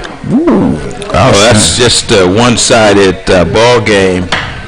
Okay, it's going to be that's not no first down. There's a flag on the field. It's going to be against the Golden Tigers. Looks like we'll see what they're going to mark off yardage. It's going to be a penalty is against the Tigers, and they're going to step off. Looks like 15 big ones against the Golden Tigers. It's a personal foul. That'll move the ball back to midfield with 3 minutes and 37 seconds in the second half of this ball game. Your score 21-14. Golden Tigers penalized 15 yards. It'll move the ball to the 50-yard line. It'll be first correction. Let's see here. Yeah, replayed it down. Replayed it down. It'll be first and long for the Tigers. Well, looks like they gave them the first down. They marked the penalty off to bait. Okay, here goes the play, and it's a bursting run by the Tigers. Now, looks like that's going to be, let's see who's going to be the ball carrier. Brian again. Okay, all right. Yes, indeed. Terry. Another score update halftime. Benedict 17, Lane 10. Okay, that changes that changes Lane's opportunity. 3:02 in the second quarter here at Albert J. Sloan Alumni Stadium on the campus of Miles College. A big Tuskegee University crowd here on the road as we end up the SIA season for the Tigers. Here's Malik Davis, 2nd down and 7. Trips right. Here's Davis. Turns it up. Davis sees some daylight, and he'll get the ball down. Picks up about 4 yards on that play, and Malik Davis turns it up. And one thing about it, he does handle that ball carefully. He tucks it under when he turns it up, and that's a good thing for the Tigers. 2:25, Frank Lee, Ken Woodard, and A.D. Drew from Albert J. Sloan Alumni Stadium on the campus of Miles College. The final SIAC game for the Golden Tigers for the 2021 season. Golden Tigers off next week, and they rest up. Take on the ASU Hornets on Turkey Day. Here's a play. Davis on a long count gives again. Davis calls his own number, turns the corner, and Malik will pick up a Golden Tiger first down. Good job. I'm very impressed with Davis. Davis shows a lot of promise, guys, here as he had to cough it up and get back in the ball game for the Golden Tigers late in the year. We haven't seen him earlier, but quite an impressive quarterback for the Golden Tigers. Yes, I mean, to be a quarterback, you definitely got to be willing to take chances and go be a gambler. You got to go for it. Here's Davis. Has receivers either side. Davis has time. Let it fly. Good job. Throws it out of bounds. There you go. Great offensive decision by Malik. It's going to bring up 2nd down for the Golden Tigers. The ball is on the 34-yard line of the Golden Bears. Davis, on a wise decision, made the decision to throw it out of reach. It's going to bring up 2nd down and 10. The ball is on the 34-yard line of the Golden Bears. Bears lead it 21-14. Golden Tigers trying to make something happen offensively. 2 receivers to the near side, 1 to the far side. Here's Malik on a long count. Davis drops back, throws long, looks for a Tiger. It's going to bounce off. And I think we're going to have a pass interference. It will be 1st and goal for the Golden Tigers, and Miles will be charged with pass interference. 1st and goal for Malik Davis and the Golden Tigers. Now, yes, I'm looking at my wide receiver. That's Steve Hodges. We hadn't seen in a while. But he's a guy been the go-to guy all year there on getting deep, and that's a good job. And you got to spread that defense out so that run game can run. You got and he's airing it out. And Malik that's his third pass he had where he's up in the air, and you can just see in his last 10 to 12 plays where he didn't adjust and grew. I'll correct myself. It's not first and goal, but it is first down. They'll mark it on the 19-yard line. First and 10 from the 19. Pass interference against the Golden Bears, and Davis calling the signals. Trips to the right. One receiver to the left. Here's Malik. Drops back. Has time. Has coverage. Has a man open. He catches it inside of the 6-yard line. Steve Hodges on the catch. And is he inbounds or no? He's not. He's out of bounds. Great pass. Great reception, but he didn't get in, Ken. I like the way they come at it. They can do it again. You know, it's not that you have a situation; it's what you do with the situation. And that teaming up, that being a dual team has been great. He's making connections with him and Jamal Pritchard and with O'Neal with his receivers. You're seeing connections that he's making on connections on throws and airing it out. Second and 10 from the 19. Trips right. One receiver to the left. Here's Davis. Drops back. Yeah. There's a flag on the play. On the far side. Number 5 there. Looks like Steve Hodges moved. Yeah, looks like it's going to be against him. Looks like Hodges might have been a little over anxious. 5 yards, false start against the Tigers. It's going to move it back 5 yards. 5-yard penalty against the Golden Tigers. Going to move the ball back to the 36-yard line. I'm sorry. No, it's going to move it back to 24-yard line. 24-yard line. Correcting myself. Yes. You know, this touchdown right here by Tuskegee, if they can get a touchdown, even the field goal out of this would be big for Tuskegee, especially when you consider they had the ball opening up the second half. I like your optimism, A.D. Drew. Second down and 15. Here's Davis. Fans a man open, and he gets it inside. Jamal Pritchard hit downfield, baby. Way to knock it downfield. And holds on to the ball, and it's going to be down. He gets inside. Can you count how many Golden Tigers is around that ball player right now? Yes, sir. They made everybody's downfield. Get downfield and block somebody, because you never know when the play is over. The second effort, third effort. That's right. And that's what we talking about. Did you count how many moves Jamal Pritchard put on? He did. He did a little press in the back.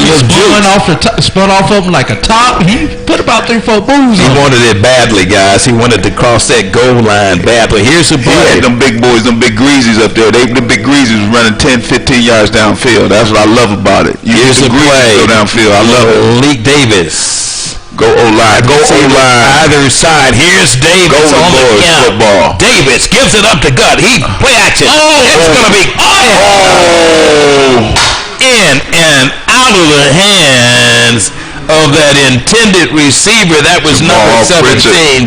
Jamal Pritchard couldn't stick it in, but it was there, guys. He threaded that needle. He threaded that needle. He needed someone. He didn't need a sewing kit with that one. He threaded. That was great job. Great job. Great execution. He sold that dive play and drilled it right in there. That cornerback made a very exceptional move by not getting past interference and was able to knock the ball out, because it was a good catch. It's 4th down and 3, and I would be willing to bet you at this point, Coach Willie Slater, let's see, he's walking off, and he's going to bring in, it looks like it's going to be a field goal attempt. And they call a timeout to talk it. They call a timeout to talk about it. Yeah. Coach Slater's walking away from everything, and let's see, they're going to call timeout. Looks like the field goal kicker is in. It's going to be a field goal, as Golden Tigers will kick a field goal. Let's look and see. It looks like it will be. I'm talking SIC football at its finest right now. It's going to be about a 19-yard. Let's see, that's going to be about a 31-yarder. 31-yarder. It's going to be on the ball. I was talking about where the ball is. The ball is going to be on the 12-yard line. Okay, I'll buy that. That's well in the range of the Golden Tigers' place kicker. He's kicked them from almost 50 yards away.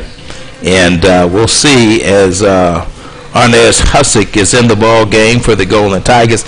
He's had quite an impressive year kicking the ball for the Golden Tigers. And would they Hodges will hold for a fake, fellas? With Hodges holding, we'll see. He can pull out the tricks here. That is the man we had to beat. If I was to do it, he would be the one I want to have the ball. Hodges will be my man with the ball. Let's see. Here's a play. The field goal. It's up, and he'll split them. Waiting on the call. It's delayed call. It's good. It's good. Yep. That's going to be 21-17 is your score. Golden Tigers sacrifice and kick a field goal with 36 seconds to go. Golden Tigers 17, Golden Bears 21. Let's pause. You're listening to the Tuskegee Digital Network. The show where we take you inside the game before the game begins. It's the pregame.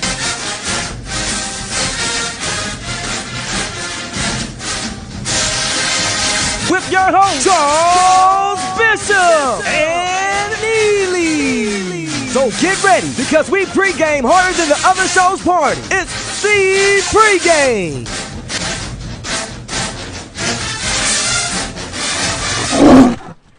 Industry was hurting, but I done bandaged her up. Now I got too sick with it. Now we done found us. Here comes Monmouth. Now they come in at North Carolina A&T for homecoming. Advice to Monmouth for homecoming at A&T. Leave the band at home. You can just get the whole 20 minutes to A&T. With my powers and knocking the pitches down.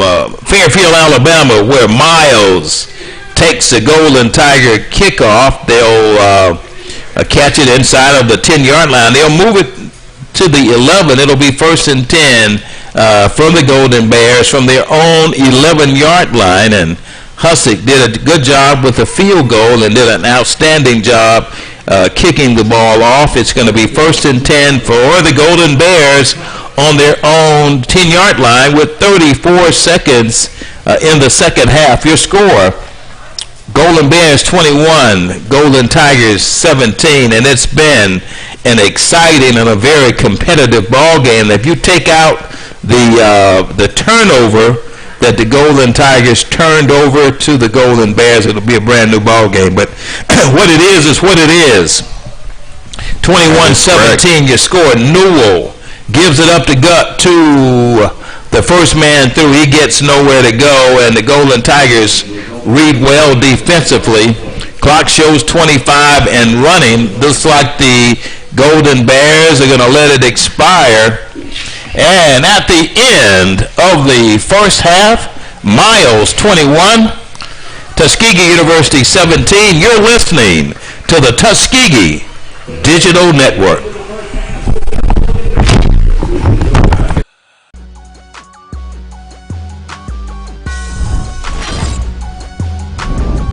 Alabama State to face Howard. It'll be interesting to see how the fan mix works. How Howard's fan base responds, because has Howard been in a SWAC MEAC challenge? So I thought it was initially kind of good to introduce the northeast part of the MEAC to the SWAC. Yeah, Howard claims to have a homecoming. They claim to have kind of a tailgate. I want to see what that looks like. Can they travel to Atlanta? I just want to say, I haven't seen much of a Howard. I've been to a Howard homecoming. I've been to Howard tailgate. I'm sorry, Howard fans. Let me repeat. It's nothing to brag on. All right. It is a one-day Aspire or BET video. That is it. So good, but good for you. But I think that event, you need to bring a little bit more to the fire. So, man, all them Howard fans out there, they got beat up when they dealing with the HU. Mike was like, not so fast with the homecoming. Hey, all that SWAC arrogance just came out in that one statement. Tune in every Tuesday and Thursday at 6 p.m. Central, 7 p.m. Eastern for Dr. Cavill's Inside the HBCU Sports Lab. Course, lecture, dismissed.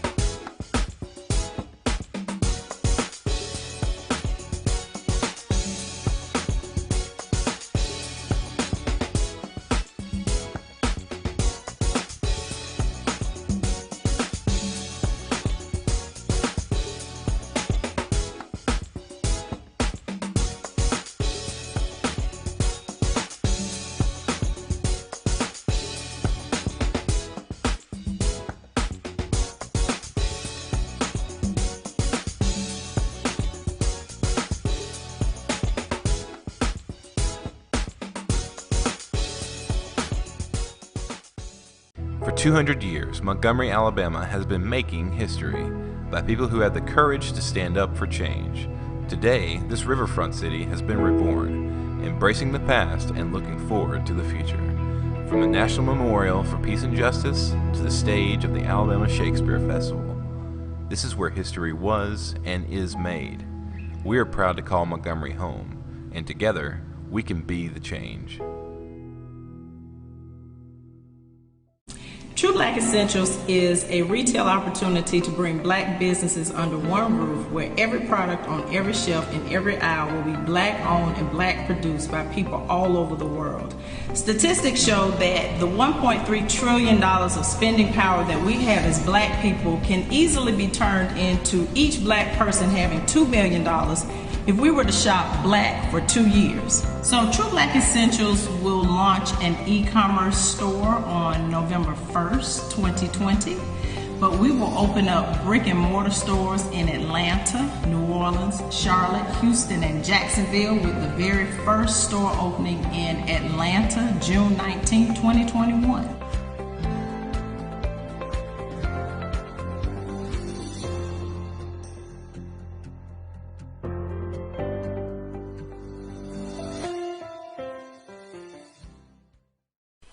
At Hampton Law, our primary goal is to provide non-traditional yet effective solutions and redefine the approach to client legal concerns. As your trusted legal advisor, we believe in sophisticated, personalized services that eliminate the confusion and complexity sometimes associated with legal matters. Our high standard for client care and concern, coupled with our extensive legal knowledge and skills, make Hampton Law a resource focused on the protection of the client's interest and overall goals. We value our clients and truly enjoy working with them. Visit thamptonlaw.com to conveniently schedule an appointment online. Tamika Hampton Esquire, 1631 Rock Springs Road, Suite 336, Apopka, Florida, 407-494-1471. thamptonlaw.com.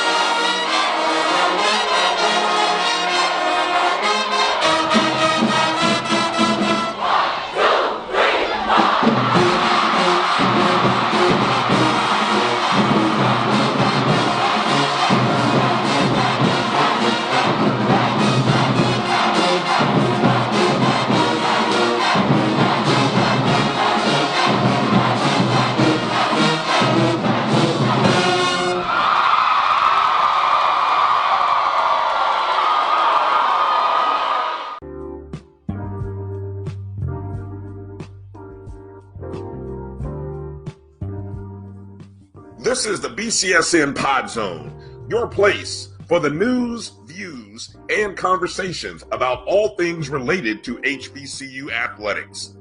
Here the BCSN Sports Wrap, Dr. Cavill's Inside the HBCU Sports Lab, Knights of the Round Table, the pregame show, the Carlos Brown Show, the ONG Strike Zone, and more in one place.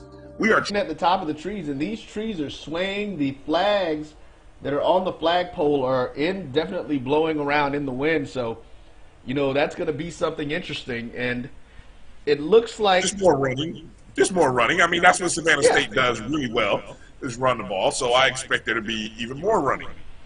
So I'm not sure if AD Drew can hear me. If he can, give me a thumbs up here. Because I don't know if he's getting the sound for that, but we're going to bring him in to get the update about what is going on over at Birmingham, Alabama to see. So let's see if we can get him and his microphone actually activated. AD, do you hear me? And that's the look of no, I am completely frozen. So no, I love that. I love that look there. Yeah, so we'll wait till he comes back and see if he gets in there and see if we can get him in. Definitely. So that, and there's another score. So let's do this while we're waiting for him to come in, Brian. We're going to go ahead and take us another break here, and get in some of our great sponsors who are tuning in and helping us with this. You're watching the BCSN Game Time Watch Party right here on the Black College Sports Network. You see, Head & Shoulders has scalp shield technology, protects against flakes, even between washes. It's never not working. Kind of like us. Number 15? Never not working. I don't like this one. Me neither. Let's get out of here. Head & Shoulders scalp shield, never not working.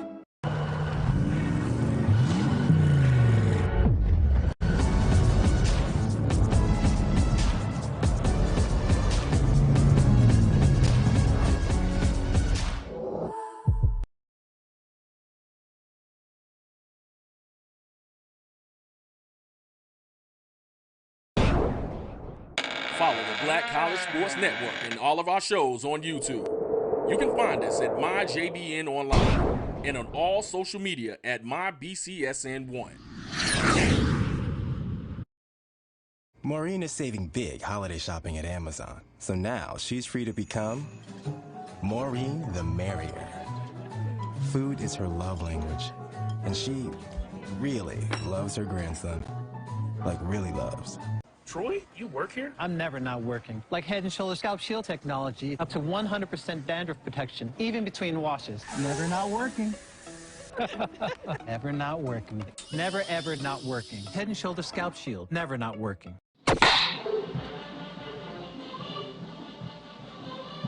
Hello and welcome back to the BCSN Game Time Show, as we are here at halftime, and right now we have joining us is Mr. A.D. Drew, who is at the Miles versus Tuskegee game in Birmingham, Alabama. A.D., let's get an update from you. What's going on?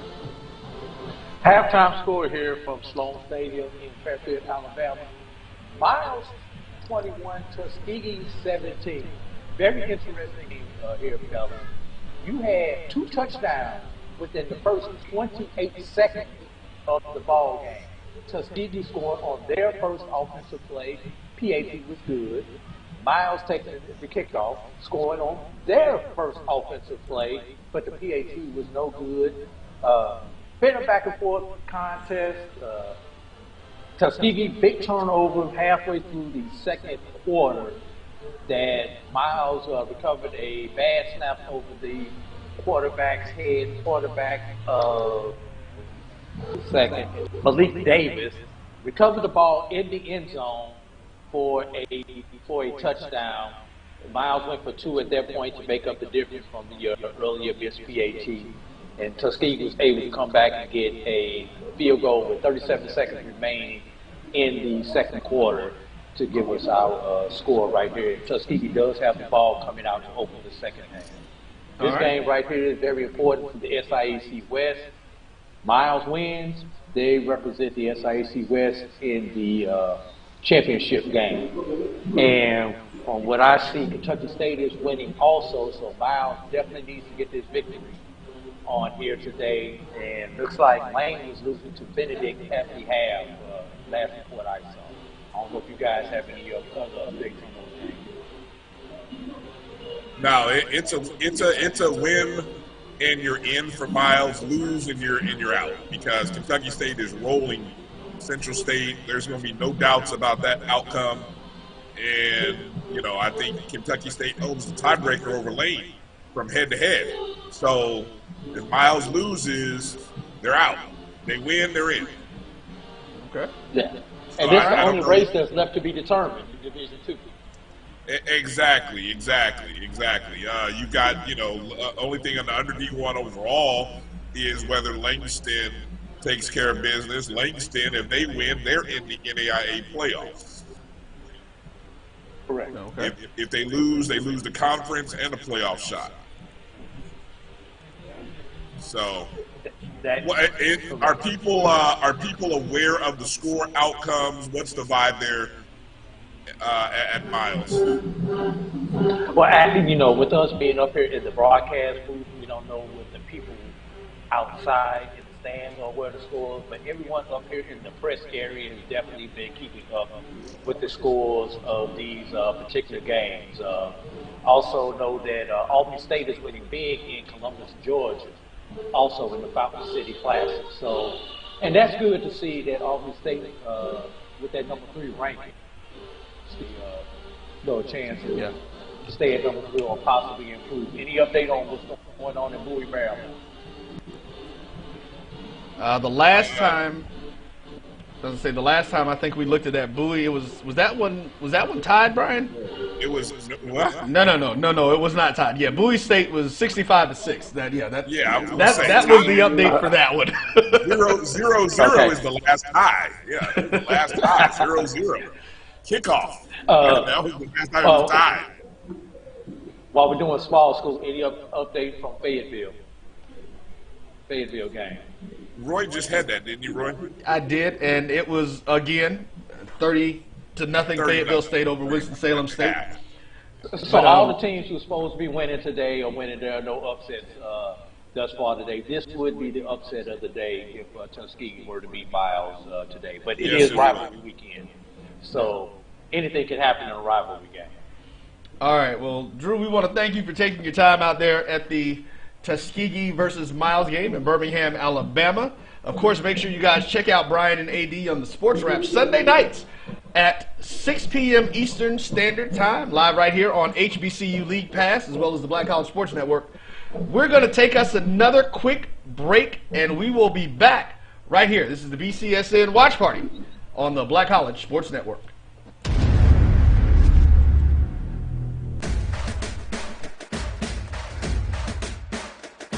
HBCU League Pass. Watch your favorite black colleges. Some of the best players in the land. HBCU League Pass. It's game time. I'm proud and I love my HBCU. HBCU League Pass. Watch your favorite black colleges. Some of the best players in the land. HBCU League Pass. It's game time. I'm proud and I love my HBCU. Charmin Ultra Soft has so much cushiony softness, it's hard for your family to remember they can use less. Sweet pillows of softness. This is soft. Holy Charmin. Oh, excuse me. Roll it back, everybody. Sorry. Charmin Ultra Soft is so cushiony soft, you'll want more, but it's so absorbent, you can use less, so it's always worth it. Now, what did we learn about using less? You gotta roll it back, everybody. We all go. Why not enjoy the go with Charmin?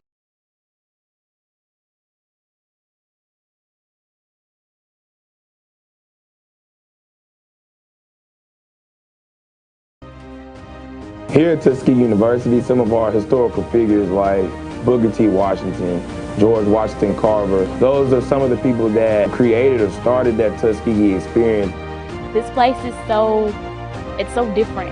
You have a support system, a real support system. We may ball and parlay, but the most important thing we do is graduate.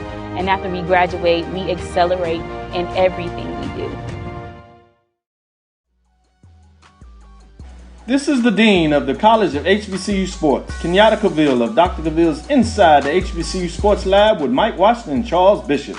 Come mix it up in the lab where the course lecture is in session every Tuesday from 6 o'clock p.m. Central Standard Time on Facebook Live, YouTube Spreaker, or the BCSN app, as we discuss all things about the HBCU sports culture, including exploring the week that was in the sporting HBCU diaspora, as well as the upcoming week of HBCU sports.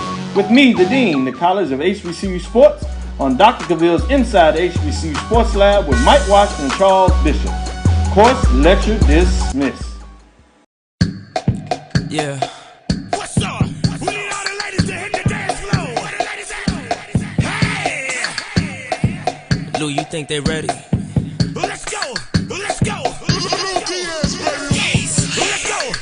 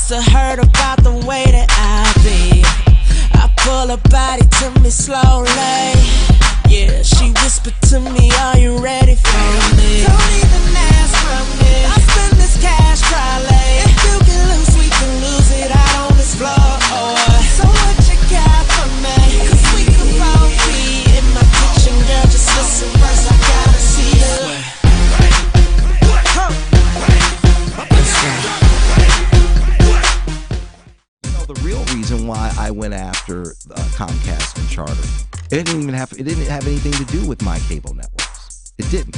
What happened was a gentleman wanted to do the Black College Sports Network in partnership with the HBCUs. And Comcast did not accept it. And that would have made a lot of money for these black colleges. Absolutely. And it would have educated the Black College Sports Network. This is what he wanted to do. That would have educated a lot of black kids. And when they didn't do that, that's when I came off the bench and said, okay, I'm gonna light you up like a Christmas tree. Okay?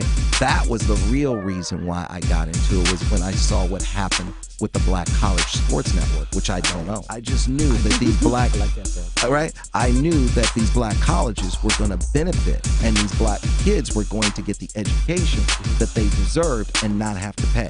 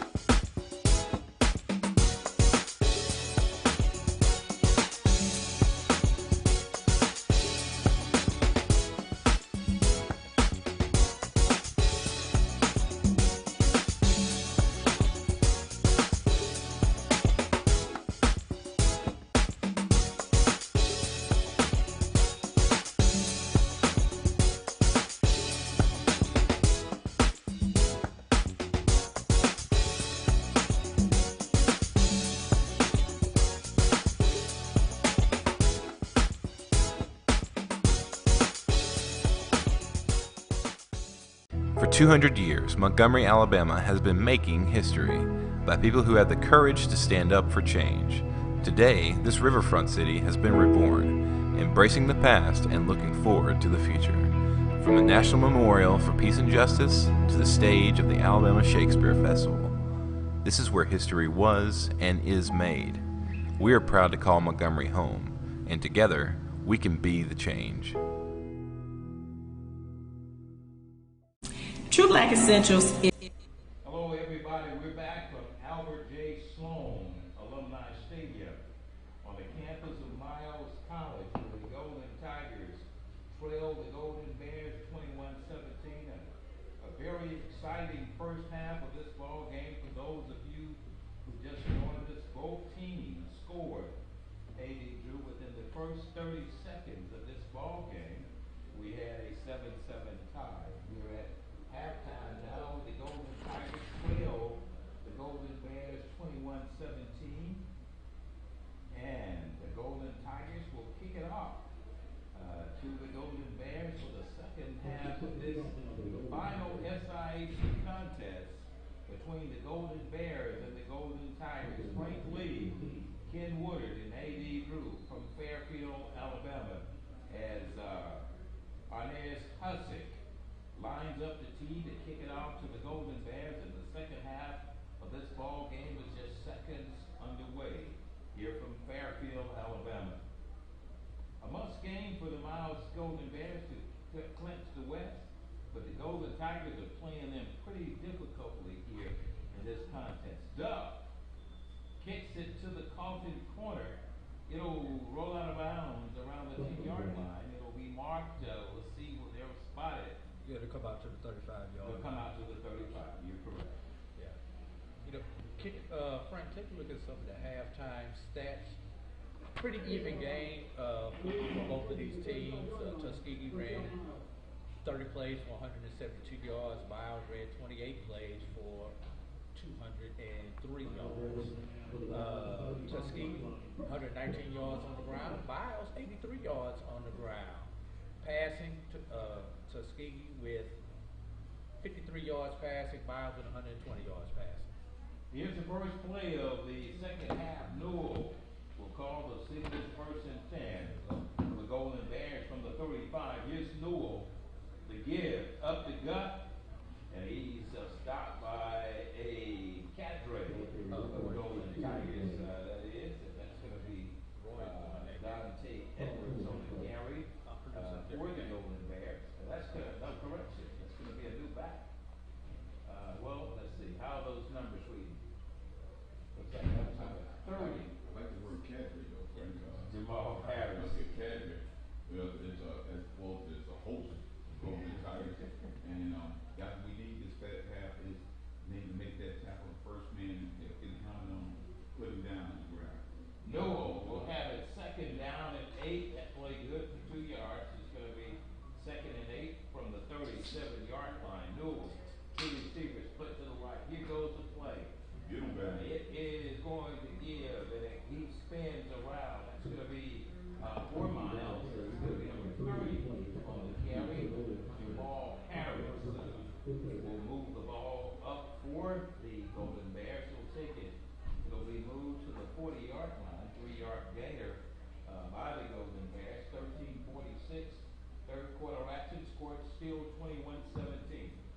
Here's Newell. Receivers split either side. In the backfield remains Jamal Harris for Miles. 10 seconds on the 25-second clock as they look to the sideline and make some adjustments. Here's the play. Quarterback Newell drops back, wants to throw, has a man open. It's a quick out to the near side, and he's going to be brought down around the 46-yard line. No need for the extracurriculars, though.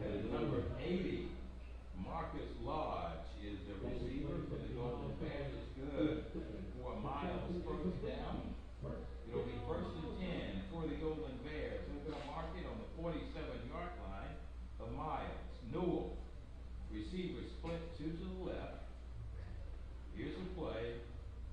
Here's Newell. And looks like there is going to be a procedure call. And somebody moved, obviously. Start against the Golden Bears. It's going to move it back 5 yards. And that's going to bring it back to the, they're going to mark it on the 40. Looks like it's going to be on the 42-yard line. 4:44, Terry Coyle Action, Frank Lee, Ken Woodard, A.D. Drew, Albert J. Sloan. Alumni Stadium is the venue here in Fairfield. The Golden Bears ahead of the Tigers 21-17, 1st and 10.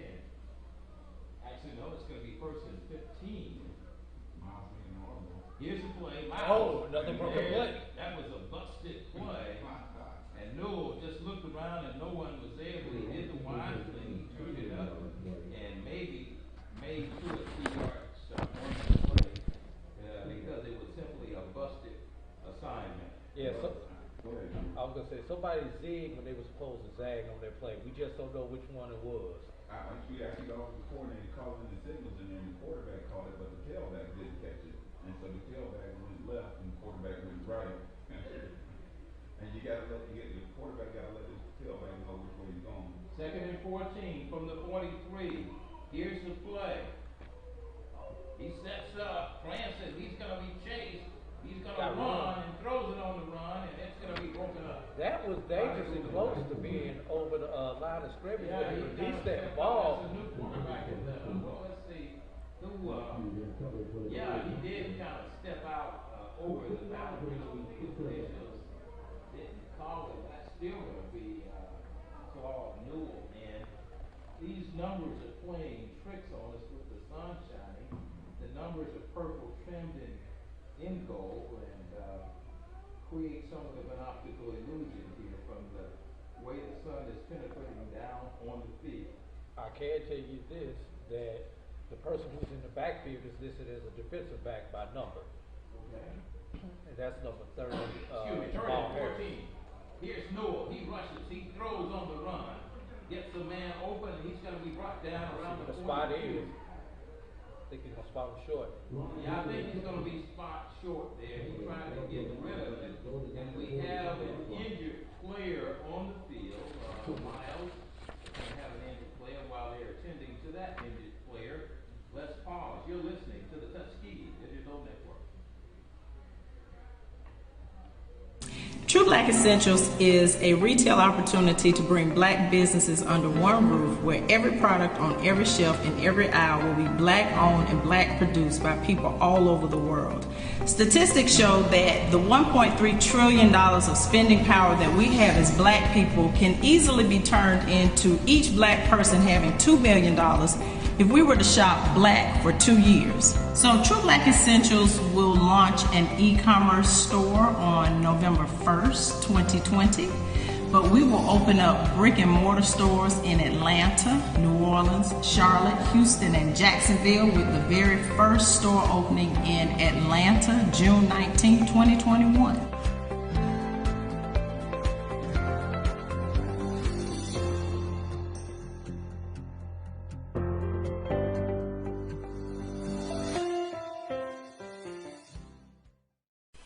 At Hampton Law, our primary goal is to provide non-traditional yet effective. Bears are at a, well, let's see here, 4th down situation. They're going to go for it. And here's the play. New quarterback in the ball game. Play action. He rolls around and he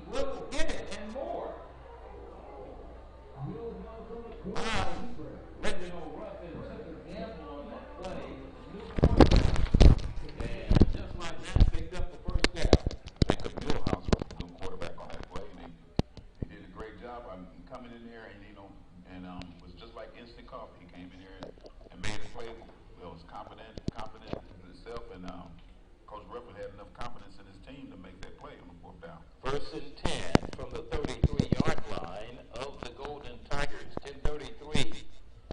Third quarter action here from Albert J. Sloan Alumni Stadium on the campus of Miles College. Here's a play. The give again inside of the 20. He's going to be brought down around the 28-yard line. He's going to pick up about 3 yards on that play. And most definitely, I'm going to have to make that adjustment now because Miles is trying to get a drive going here. 2nd down and 4. Play action. The Golden Bears run it to the near side. They're going to pick up yardage. They're going to pick up a 1st down and more. That play good. It's going to be down to, let's see where the spot will be, guys. It's going to be inside of the 15, maybe on the 15-yard line. That play good for about 13 yards. 1st and 10. Ball is on the 14-yard line of the Golden Tigers. Miles threatening. Here's a play. The Bears with the football have receivers to the far side. Here's a play. It's going to be a run to the near side, and they get inside of the, looks like the 5-yard line, guys. I can't really see it. The sun is causing somewhat of a vision problem here. Looks like a gain of about 4 yards down there. Or at the 5-yard line. They're going to be actually at the 6. It's going to be, the ball is on the 11-yard line. I think it's going to be on the 11-yard line. 2nd and 6 from the 11-yard line. 9-17 in the 3rd. 2nd down and 6. Ball is on the 11-yard line of the Golden Tigers. Miles with the football. Goes the runner. He gets inside and he'll get down to around the 2. Looks like guys from here. And Miles had no problem at all moving the football upfield, Kim and Izzy. 8:59 in the 3rd. Miles threatening. 1st down and 10. Ball is on the 2-yard line. Here's the play. Miles walks in. Touchdown, Golden Bears. Golden Bears strike. 8:50 to go in the 3rd. Miles goes in for a touchdown. 27-17 is your score, guys. As Miles 3 yards out with 8:50 to go in the 3rd. And as they make arrangements for the PAT, we have a 27-17 ball game where the Golden Bears up the lead by 10. Yep, Frank. You know, we always have been in this spot before where we're in the 3rd quarter, come out there, and you got to make some plays to establish ourselves and win in the 3rd and 4th quarter. We got to score.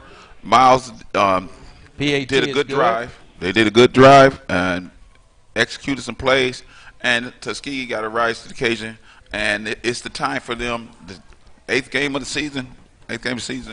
Is really looking forward to them elevating their game in the 3rd and 4th quarter because we got to get 60 minutes of football out of the Golden Tigers today. 8 minutes and 50 seconds in the 3rd. 28-17 is your score. Miles ups their lead by 11. We're at Albert J. Sloan Alumni Stadium on the campus of Miles College. Let's pause. You're listening to the Tuskegee Digital Network.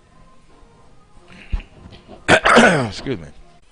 At Hampton Law, our primary goal is to provide non-traditional yet effective solutions and redefine the approach to client legal concerns.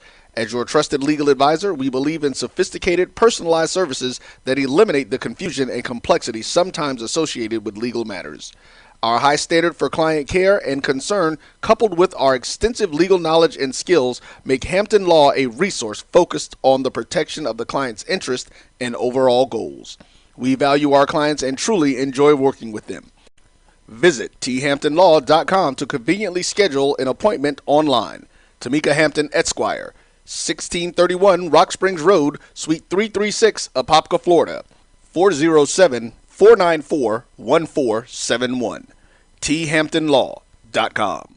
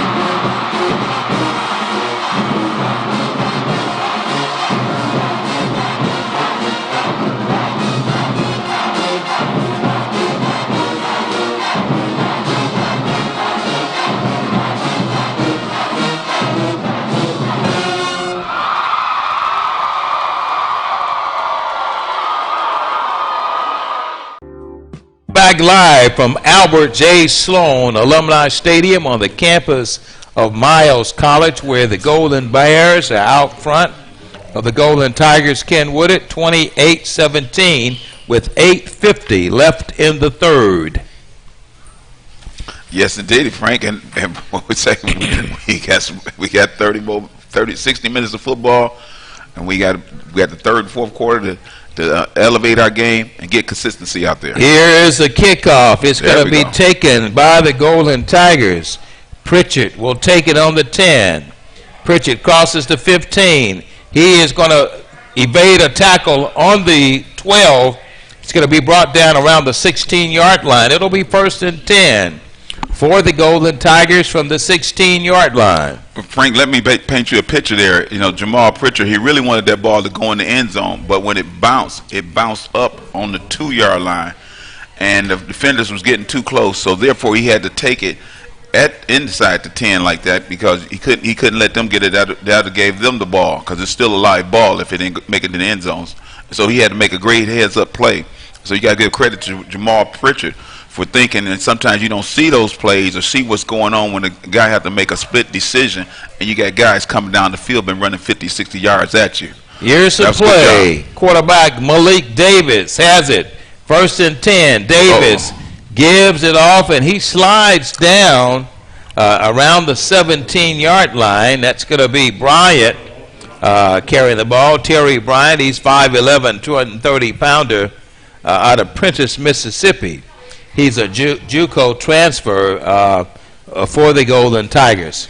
Yes, and on that play there, we had a couple of slips, so that's the same area where Wilson slipped down back there, and he probably could have pulled a muscle sliding on that turf, and turf is known to be a better traction field. But we done had quite a few different slips and falls on this field here. Where they Second down and 11. Ball is on the 14-yard line of the Golden Tigers. Here's Malik Davis. He runs inside, and he hurdles through to the 21-yard line, and he's pretty close, if not close to a first down. He's going to be shy of a first down. Yes, Frank, that is sometimes, I mean, that we have the glare on the stadium, and I made the well, it's quite a glare. It's more than just a slight glare. And the most difficult thing about it, Miles, the jerseys the numerals are purple, and the jerseys are purple, and it's almost like they don't have any numbers on it this time. I'm just glad to see our fans hanging in there with us, and as we correct our errors. Here we go. Malik Davis has a man off the fingertips. Great defensive tip. If I could get you a number. By that, number 85 was the intended receiver for the Golden Tigers. That was Alexander Mitchell, and Miles did a very good job of breaking that pass up. Mitchell's, it was there, but Miles just did a good job defending that pass from Jamaris Brown on the coverage. Yeah. You know, what position does he play, Drew? Says D-back. Oh, no, excuse me, linebacker. Come on, you already know the answer. 708.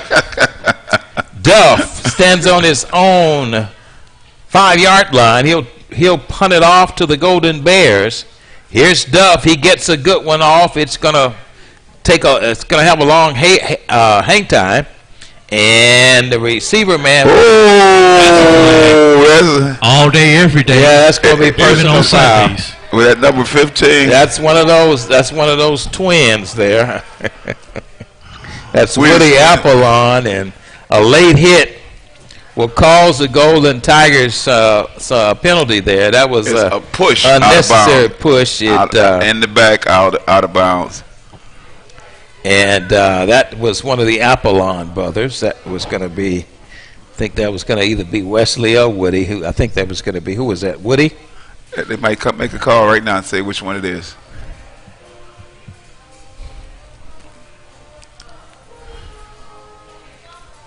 They're kind of prone for penalties.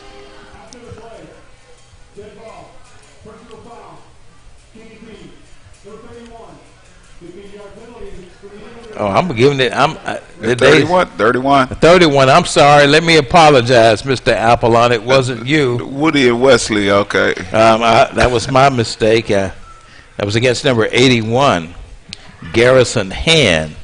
was charged with pushing that guy out of bounds, and that's going to be 15 yards stepped off against the Golden Tigers. Frank, that was something you said we can't do in the second half. That can put us out of the game. And well, those, as I said to you earlier, guys, mistake-free, penalty-free, penalties minimized would give the Golden Tigers an advantage in this contest. Miles is going to play us very hard. We're at 28-17, 6:59 in the third, and Golden Tigers can't make these penalty mistakes, unnecessary penalties, and can't make the mistakes that we've seen previously in order to be the victor in this contest. As I said quite frequently during this game, that penalty-free football and basic fundamental football without any mistakes, Golden Tigers have an opportunity to win this ball game. Yeah. Update. We're going to start off with some of the races in the SIAC West. Final score.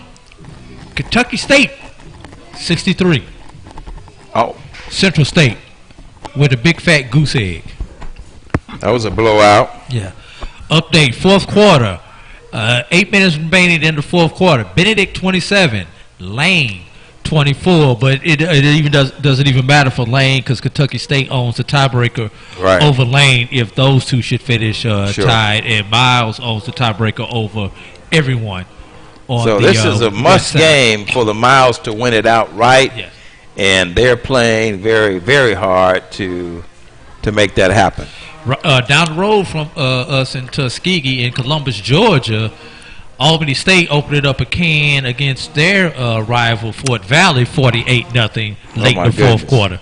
So we got a couple blowouts on rivalry weekend thus far throughout the SIAC. They opened up that can. We opened up a big can. That's a number 10 can. 6:59. Miles with the football. Golden Tigers making an adjustment. Newell play action, runs again, finds a man open easily. He finds a receiver open, and it's going to be inside of the 15-yard line, and it's going to be good enough for a Miles first down. Move the chains. First down, Miles, 6:45. Miles, again, knocking gingerly, 28-17 is your score, and Miles moves the ball down. It's 1st and 10 from the 13-yard line of the Golden Tigers. We're in the third quarter with 6:30 to go. Quarterback Newell makes some adjustments, has men in motion. Newell takes the snap. Give again. It's going to be open, and he has wide open field. From the backside. And number 44, a new guy in the ball game for the Golden Tigers. Dees. That's going to be Jeremy Dees, one of the defensive linemen. I like that closing speed he had on there, too. 250-pounder. He's out of Evergreen, Alabama. Came from Kennesaw State to the Golden Tigers. 5:58, third quarter action, second down and 5. Ball is on the 8-yard line. Miles with the football. Quarterback Newell making it happen offensively for Miles. They lead the contest 28-17. We're at Edward J. Sloan Alumni Stadium on the campus of Miles College, where the Golden Bears, if they win this contest, will clinch the West. With no doubt, will be the West champions here in the contest. Here's the play. Quarterback Newell has men in motion. Here's Newell on a long count. Golden Tigers adjusting. There goes the play, and he gets inside of the 5-yard line, but that cadre of white jerseys converge upon the runner for Miles, and let's see if we can get that number. They playing some heads-up football over there. Miles is saying, we're going to run to the short side of the field, to our bench, and they doing one of Coach Slater's number and running until you stop it. If you don't stop it, they're going to keep running. They got time to push the clock. With 4 minutes left to go in the third quarter, they up 28-17. Here's the play. Here we go, Ken. 1st and 10. Ball is on the 2-yard line. Newell sets his offense up. Newell gives it again. Golden Tigers stopping. On the tackle for the Golden Tigers was Antonio Kenyon. came up from his DB position and broke that play up. Can you smell what the Rock is cooking? It's cooking. It's warming up. Don't run my way all day now. Don't expect me to make some kind of play. Good job by Antonio Kenyon. Third quarter action. They move it back to the 6. Second and 6 from the 6. Here's quarterback Smiley. Drops back. It's going to be a pass. Has a man open. He throws. And it's going to be broken up by the Golden Tigers. On that stop was Rorick Stewart for the Golden Tigers. That's going to bring up third down for the Golden Bears. And the Golden Tigers are defending with their goal line defense, Ken and Adri, quite well. AD, rather. It's just a few things you can't call me, Frank. 3:46 in the third. Third down and 6. Ball is on the 6. Third quarter action. 3:46 in the third. 28-17 is your score. Here's quarterback Newell for the Golden Bears. On a long count, 3 seconds on the 25-second clock. Oh. He is going to be brought down, and he won't get in. And the Golden Tigers say nowhere, no way to go. We got injured nowhere and no way. Kenyon came up again, and the Antonio Kenyon, the corner came up there, couldn't make that tackle in the backfield, and he might be a little bit hurt. I don't see if he's going to come out of there, but he's trying to suck it up. But that was a good job of him coming in the backfield, getting some penetration. But he just couldn't stop him. That running was running too hard. He's running hard and strong.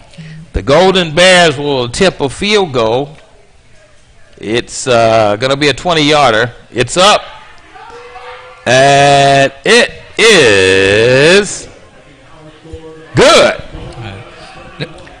31-17 is your score. Will the Miles Golden Bears kick a field goal? Go ahead, AD. I would say let's stay here. We're going to go around, see if we can go around and update some scores from throughout HBCU football. Go right ahead. During this break. We've got an upset on the day, everyone. Daytona Beach, Florida. Bethune-Cookman gets their first victory of the season, defeating Alcorn State Braves 35-31. They had to pay for it too, didn't they? Yeah, the former Miles College offensive coordinator and former Golden Tiger Aaron James gets his first win as offensive coordinator down in Daytona Beach. Congratulations to Aaron James. He's called offensive plays previously for Miles. An outstanding former Golden Tiger quarterback gets his first win on the coaching staff at Bethune-Cookman, guys. Yeah. Great job, Aaron James. Bringing it back to the state of Alabama, late in the fourth quarter, the Bulldogs of Alabama A&M 42, Valleys 14. Oh, okay. Alabama A&M been a force to reckon with. Upset alert right here. Well, excuse me, in Jackson, Mississippi. Texas Southern and Jackson State tied at 21 at the start of the fourth quarter. 21-21, Jackson State and Texas Southern. That's going to be an interesting one. UAPB up over Grambling 17-9 late in the second quarter. Outstanding. Jackson State is undefeated in the SWAC, if I remember correctly. Yes, Jackson State is undefeated in the SWAC on the east side. Prairie View is undefeated on the west side. 2 minutes to go in the second quarter. Alabama State 20, Prairie View 10. Upset alert right there, coming from Panther Stadium in Prairie View, Texas. So where on the Division II level, it looks like everything is going to chalk. On the Division I level, we've got some upsets brewing out here today, fellas. And right here in Fairfield, Alabama, from Albert J. Sloan Alumni Stadium, Miles 31, Tuskegee 17, as the Golden Bears get ready to kick it off to the Golden Tigers, and deep back for the Golden Tigers is that guy we've seen all day, Jamal Pritchett, for the Golden Tigers. Kicking off for Miles is number 46. And let's see, here's the kick. Anthony Gaylor is going to kick it off for the. There we go. It'll be 1st and 10 for the Golden Tigers. That was a smart thing to do. Pritchard just let it roll in the end zone. It'll be 1st and 10 from the 35-yard line for the Golden Tigers. 3:02 in the third. Miles dominated the second half of this ball game. 31-17 is your score. And newcomer for the Golden Tigers, Malik Davis, has come in for quarterbacking chores for the Tuskegee University Golden Tigers, and he has another opportunity to make something happen offensively for the Tigers. I like that, and I like the offensive line coming out there, running out there. You don't get to hear a lot about them, Frank, but those guys is the nucleus of that team up there, and we need to see them do some good things and give them some good protection out there. Davis has receivers either side.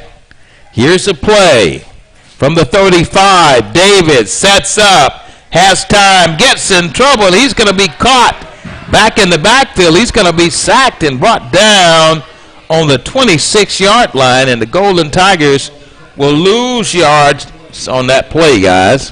Yes, indeed. They put 8 in the box, and when you send 8 in the box, you can hit every gap there is up there. And it was just more helmets than they could block, and that was a good call by Miles College to get 8 in the box, hoping that Tigers will try to throw it up top. Golden Tigers lost 7 yards on that play. 2nd and 17 from the 28-yard line of the Golden Tigers. Here's Davis. Davis sets up, has pressure. He's going to be sacked again, and Miles will drop Davis back, and he's going to lose more yards on that play. He's going to be brought down around the 22-yard line. He'll lose about 6 on that play, and the Golden Tigers are going in the wrong direction. Definitely going in the wrong direction, and you got to have that lookout, and you got to keep that head on the swivel. You got to keep that head on the swivel. I guess we probably need to take time to release that ball, get rid of it, and he did it earlier before. He did it before, so all he had to do, got to be able to get rid of it. 3rd down and 25 yards for the Golden Tigers. Here's Malik Davis. He has pressure again, but he finds a way. Rolls out, has a man open. It's caught inside of the 36-yard line. It's good. And it's good for a goal. Let's see. Is it good enough? Let's see. No, not good enough. Well, let's see. We're going to mark it. No, it's still 4th down. It's 4th down. It won't be good enough. It's going to be 4th down, and you take those negative yards away, it's going to be 4th and 9. So 4th and 9, Ryan Duff will be back to punt it off for the Golden Tigers, and Anthony Robinson will be back, stands on his own 30-yard line. Duff will be kicking it from his 20-yard line. And here's the snap. Duff has no problem. He'll get it off. It's going to take a Golden Tiger. No, it's going to take a bounce inside of the line. That's going to be, it'll bounce inside around the 36-yard line. It will be 1st and 10 for Miles from their 36.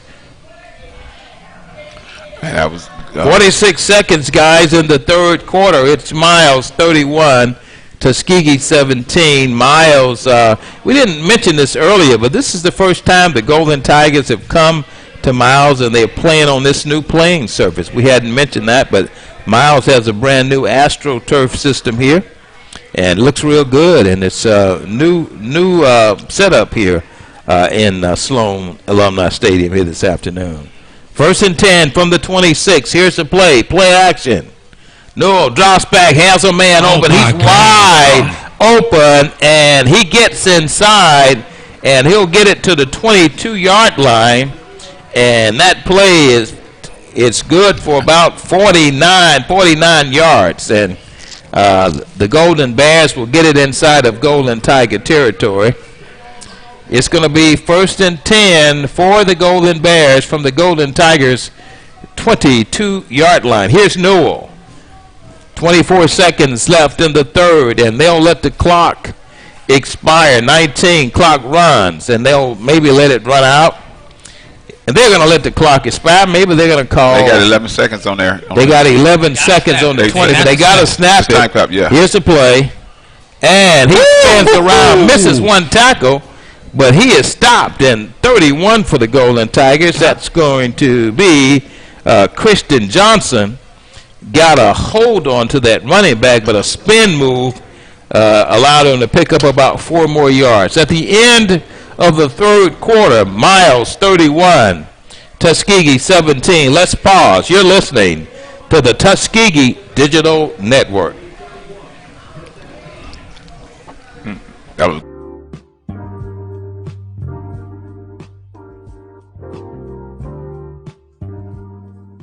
This is the BCSN Pod Zone, your place for the news, views, and conversations about all things related to HBCU athletics.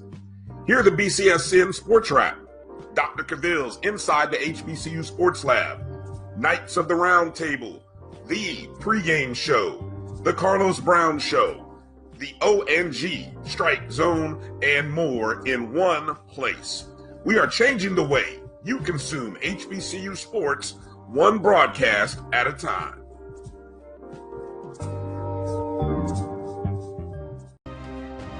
Here at Tuskegee University, some of our historical figures like Booker T. Washington, George Washington Carver, those are some of the people that created or started that Tuskegee experience. This place is so different. You have a support system, a real support system. We may ball and parlay, but the most important thing we do is graduate. And after we graduate, we accelerate in everything we do. This is the Dean of the College of HBCU Sports, Kenyatta Cavill of Dr. Cavill's Inside the HBCU Sports Lab with Mike Washington and Charles Bishop. Come mix it up in the lab where the course lecture is in session every Tuesday from 6 o'clock p.m. Central Standard Time on Facebook Live, YouTube Spreaker, or the BCSN app, as we discuss all things about the HBCU sports culture, including exploring the week that was in the sporting HBCU diaspora, as well as the upcoming week of HBCU sports. With me, the Dean, the College of HBCU Sports, on Dr. Cavill's Inside the HBCU Sports Lab with Mike Washington and Charles Bishop. Course lecture dismissed. This is Carlos Brown, letting you know that we're on the move. You can now catch the Carlos Brown Show beginning this July on the Black College Sports Network each and every Saturday from 11 to 1 Eastern Time. That's 10 to 12 Central Time. Same time, new place. On Facebook at the Carlos Brown Show and Black College Sports Network. Online at www.mybcsn.net and on the BCSN app available on Google Play and the Apple App Store. For 200.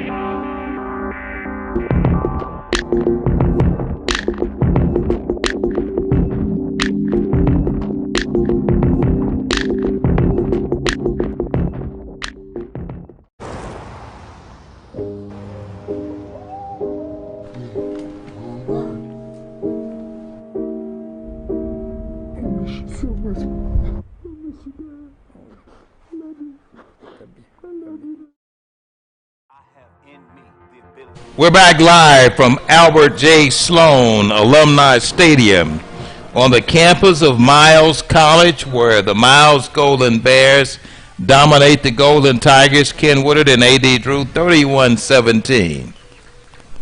Yes, and it comes that time. We need some big plays out of the defense. And as the offense regroups, that wasn't a good series for us this past series. But I'm quite sure they putting it together, getting on that chalkboard. I guess they still use chalkboard, getting it together to make some calls and execution. Here's Miles, trips to the near side. Newell, play action.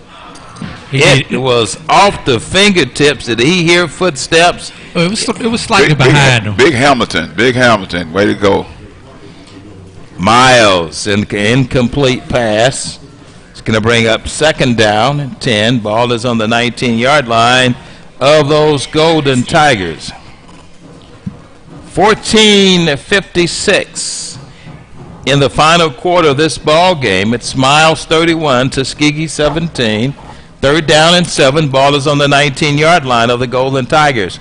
Quarterback Newell has receivers either side. Here's Newell on the play. Newell drops back. It's a fade to the outside, and he catches it in the corner. Touchdown, Miles. Yeah, it was good time, and you can tell they've been working together. They've been working on that for quite a while there, and that was great execution. 37-17 is your score. The Golden Bears make it even difficult for the Golden Tigers to come back in this contest. They get another touchdown for the insurance of this game. What started off so promising has gone the other direction. It's just gone one-sided. Here's a PAT. It's up and it's good. 8-17 is your score. Miles takes it almost out of reach here from Albert J. Sloan Alumni Stadium. Miles 38, Tuskegee 17. Let's pause. You're listening to the Tuskegee Digital Network.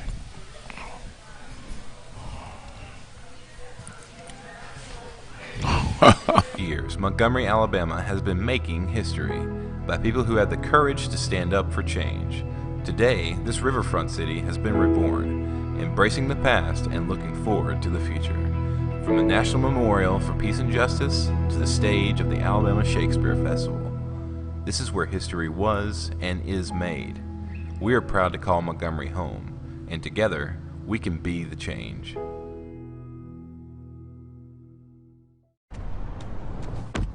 Oh, that spin class was brutal. Well, you can try using the Buick's massaging seat. Ooh, yeah, that's nice.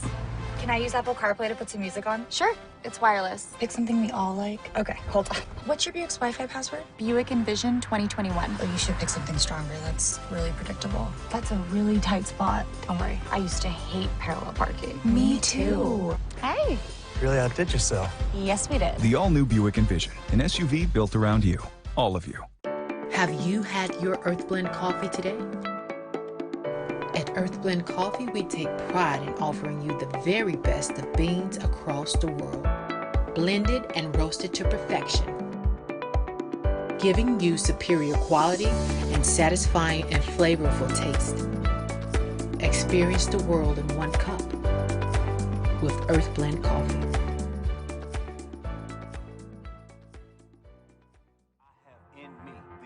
Support the Black College Sports Network so we can continue to provide you coverage. Go to myjbn.com/support and be a part of the Black College Sports Network. They can follow their dreams. It's been difficult because I hadn't been able to see my grandchildren. An expression on someone's face when you do something nice for them. I miss all my friends in school. Visit getvaccineanswers.org so you can make an informed decision about COVID-19 vaccine.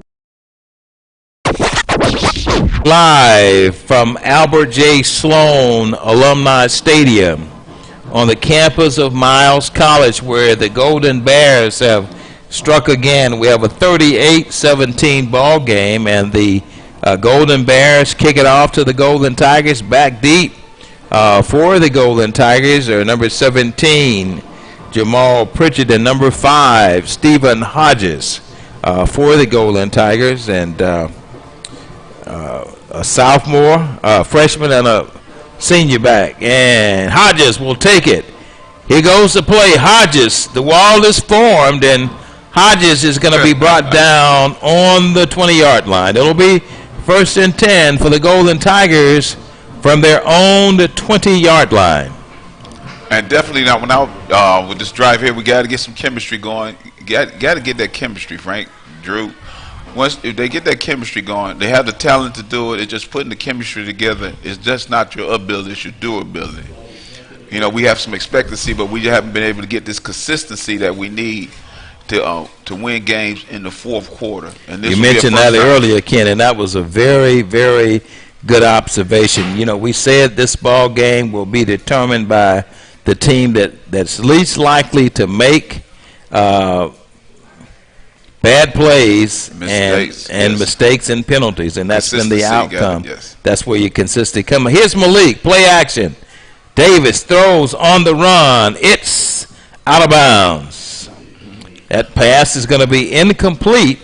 It's going to bring up 2nd down and 10 from the 20-yard line, and Malik Davis made his debut here, Ken, against the Miles Golden Bears, the quarterback for the Golden Tigers. He's a sophomore. The history of the Golden Tigers, he came from Gardner Webb, and he'll have a bright future as he's in to take on the responsibility of moving this Golden Tiger offense. 2nd down and 10. Ball is on the 20-yard line of the Golden Tigers. Davis calls the signals. Here's Malik, drops back, wants to throw, and he is going to be sacked. You got to get it. Again, the 3rd sack consistently of this ball game, and Davis finds himself down around the 10-yard line. It'll be maybe around the 11, and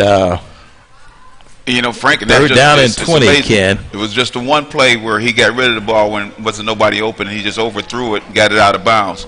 And that time he just hugged that pig a little bit too long. You got to let that pig go. You can't keep it back there. You got to make those twin receivers to the left and right. Golden Tigers need to go over the top. They need a big play. Davis has it, 3rd and 20. Here's Davis. He unloads, has a man open. Go get it, baby. It's long. He gets it. Oh, my goodness, he didn't. He got caught in the sunlight. Hodges was the intended receiver. It got lost in the sunshine, Ken, as the Golden Tigers are going to have to bring that punt team in again. 1, 2, 3, 4. 1, 2, 3, punt it off. And that's been the story of the day. Number 7, Ryan Duff has had a pretty busy foot today for the Tigers, Ken. Yeah, had a pretty busy foot. That is true, Frank. But what I must say is I see Davis, he can't let that ball he fly. Put it there, and it just got caught up in the... And this some of the deepest passing attacks that I have seen from the Golden Tigers this year. Here's Ryan Duff. Duff gets it off. It's a nice punt taken around midfield by Miles. And there is a wall. It's set up and looks like, did he step out of bounds, Ken? I think he did. He stepped out of bounds around the 35-yard line. It'll come back to the 35. It looks he tried to do a theatrical performance there and dance that sideline, but tried to sell it. Couldn't get past the officials. It'll be 1st and 10 from the 35. And let's see what the penalty is there, Frank. I think that flag might. Let's see. It might have been just marking where the guy went out. I don't think there was actually a flag on the play. Yes, he didn't have his beanbag as they normally. Yeah, he threw that yellow hanky. Every now and then they reach for the wrong one. 11:35 in the ball game. 38-17 is your score. It's all been but Miles Golden Bears against the Golden Tigers. Here's the play. 1st and 10, 15 seconds as Newell takes his time, has receivers either side. Newell on a long count, makes some adjustments. Here's the snap. Newell gives it up to Gut. They'll pick up 2 yards on that play, and the Golden Tigers stop it, but Miles will garner a couple of yards on that play. It's going to bring up 2nd down and 8. They give them 2 on that play, Ken. Good job on Woody. Came in there and he got to fill that hole. He filled that hole to stop that run, and that was the first time we finally see him stop the first point at the point of contact. 2nd down and 8 from the Golden Tigers, 32-yard line. 38-17 is your score. It's SIAC West action, an important game for the Golden Bears. Here goes Newell.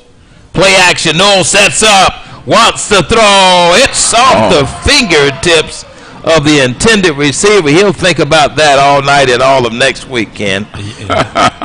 Incomplete. Place you can't hit a receiver at in the hands. It hit him in the hands. It bounced off. Can't hit a receiver in the hands.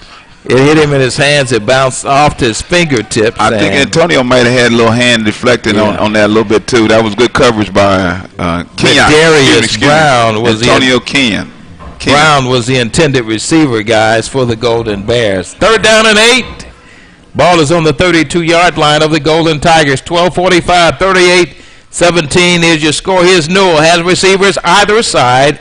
The Bears with the football. Newell drops back. Great catch. Great catch. Great catch right there. Good for a first down. It's caught on looks like it's going to be marked around the 18-yard line. Frank, that's Cohen Hudson on that catch.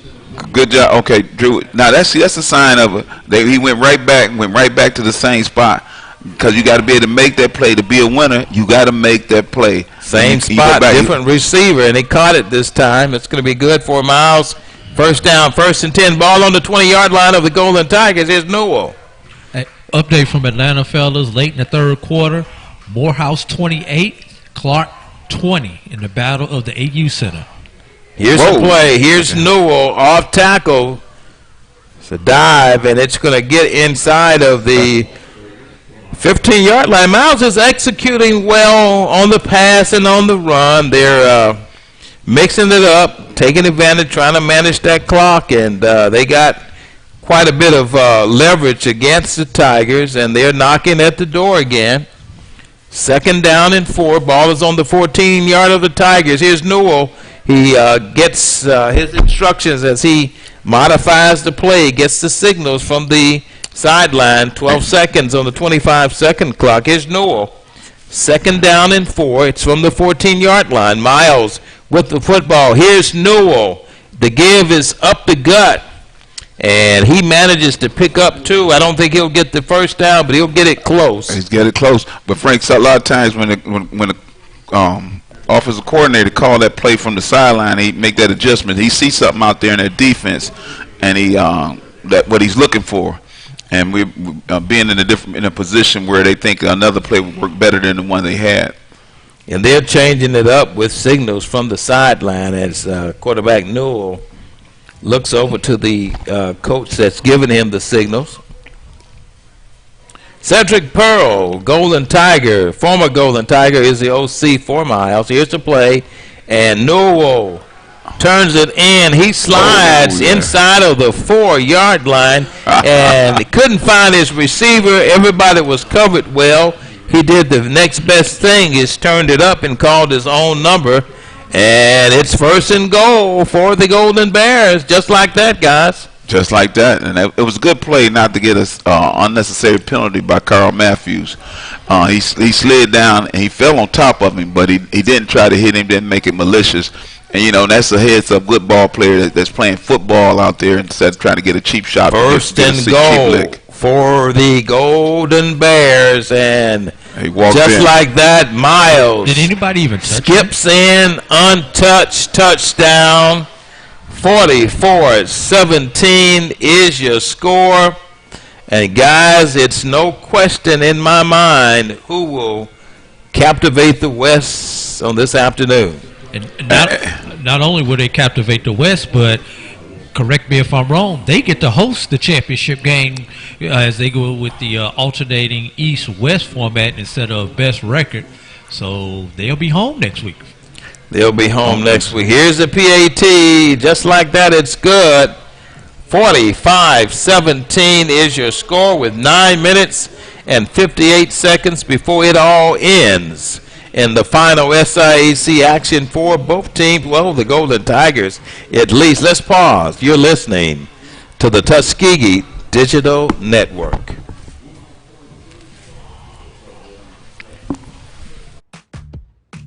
Nope. Nope. Come on, him? Ooh, I like him.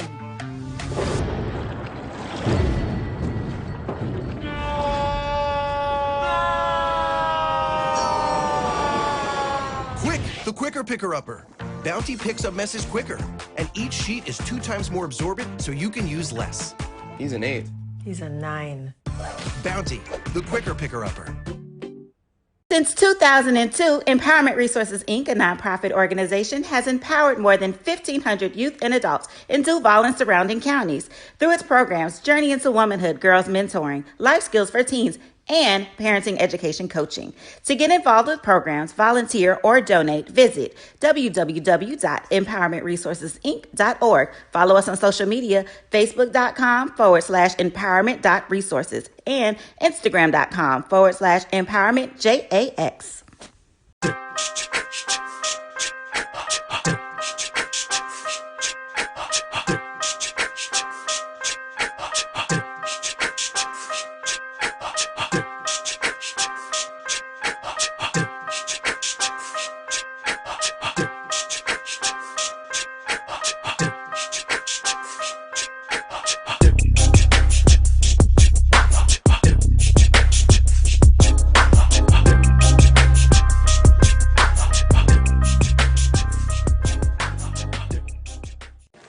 Supermarket sushi, really? No. Wait, Troy, you work here? I'm never not working. Like Head & Shoulders Scalp Shield technology, up to 100% dandruff protection, even between washes. Never not working, huh?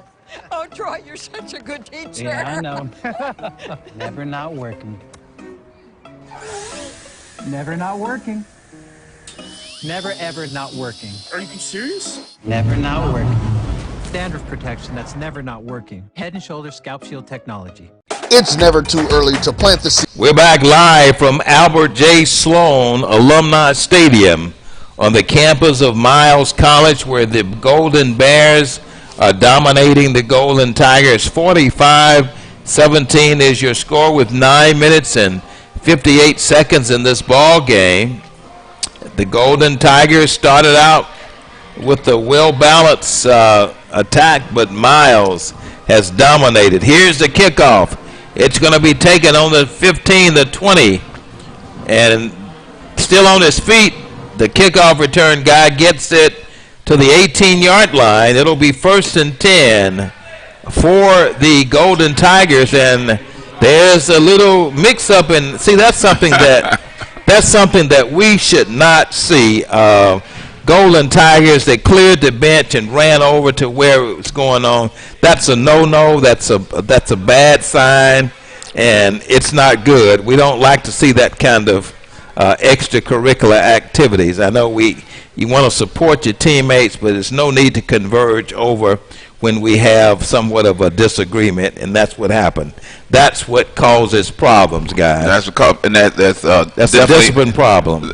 Definitely, you got to play between the lines. The white lines is out there for a reason. And that's why the officials, when you converge on a misunderstanding like that, it doesn't look good for the team that runs and clears its bench. I just don't like that. So while they figure out what they're going to do on the field, get some updates. Halftime score, Alabama State 20, Prairie View 10.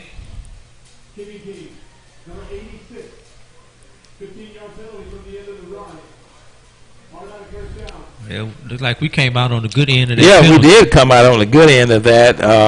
It was against Miles, but still, guys, when you convert your team on a mishap like that, that's just not a good look. I don't like that at all. Yeah. Another score update, halftime. UAPB 17, Grambling 9. Alabama A&M 42-14 over Valley. That is a final. And 2 minutes remaining in the ball game. Jackson State 40, Texas Southern 21. Those are your current scores from around the SWAC right now, fellas. Outstanding. Alabama State and Jackson State and here's the play. We're back to live action. Yes. Malik Davis sets up, has time. Let it rip. Let it rip. He throws it out of bounds. Smart thing to do. Good job. Yeah. Now what were you asking me, Ken? That was Jackson State. Jackson State over Texas Southern. Just over 2 minutes to go. They're up 40-21. 40-21. Okay. 41-21. Score just changed as I was talking to you. I hope a lot of talk. I hope our score changed down in Jackson about Deion Sanders. He's still not active, but he's come up for that job at TCU. We'll talk more about that. 9:42 in the ball game. Here's Malik Davis. He gives it to the young man from Lithia Springs, Georgia. That's Goodlow on the carry for the Golden Tigers, and he bulldozes down to the 39-yard line. I would love to see more of Goodlow outside of short yardage situations and goal line situations, fellas. You'll see him one more time, and if he doesn't, you don't see him next week, it'll all be history because he's a senior. Just let that man go out. 9:09 in the ball game. Malik Davis has receivers trips to the left, one receiver to the right. Here's a play. Has a man open. It's going to be in and out of the hands of Steve Hodges. Defending for the Miles Golden Bears is Mitchell Smiley. He's a linebacker. And yes, just like that, to Ryan Duff will be in to punt it off for the Golden Tigers. He's been a busy guy all game today. 8:57.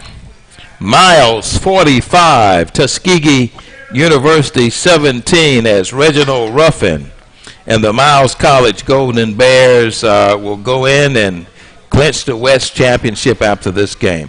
Here's Duff's kick. He punts it. Nice one. It's caught in the sunlight, but Miles returns it. There's a wall set up, and making that stop for the Golden Tigers was Woody Apollon, and he ran him down. That's what I'm talking about right there. He ran him down. Great. Those Apollon twins are great athletes. I got to give them credit. They have a promising future with the Golden Tigers. Both juniors one out of Butler Community College and the other one out of Northern Illinois. They both are juniors on that Golden Tiger defensive squad, and they've been big factors in the Golden Tigers defense. And I just show you right there where he got knocked down. He was on the ground, and another Miles player helped him up. They didn't go at it. They it's a gentleman's game. I don't have to be mad at you to hit you. It's a contact sport. Keep it the contact sport between the whistles. That's all you got to do. And they help each other up, and that's what you do. And it's not a grudge thing. It's a contact sport, and you're gonna hit, but you keep it honest because you're in the gentleman's game. It's a big crowd here in Fairfield, Alabama. As we look across the field, we see the grills going, the tents are up, flags are flying. I wonder where they got that idea to have those tents up on the hill. That sounds like they might have done that. That might be a copyright infringement against the Golden Tigers. They're tailgating right in the back of the stadium like we normally see in Cleve L. Albert Memorial Stadium on the campus of Tuskegee University. We haven't seen it, yes, you're right, since 2019. Guys, let's pause again. This is the Tuskegee Digital Network. It's never too early to plant the seed, to share the tradition, and instill a sense of pride in your HBCU with your little ones. HBCU Pride and Joy Children's Boutique helps you share your school spirit with a wide selection of adorable kids apparel and accessories officially licensed from your favorite HBCU. Visit hbcupridejoy.com and follow us on all social media at HBCU Pride Joy on Facebook and Twitter.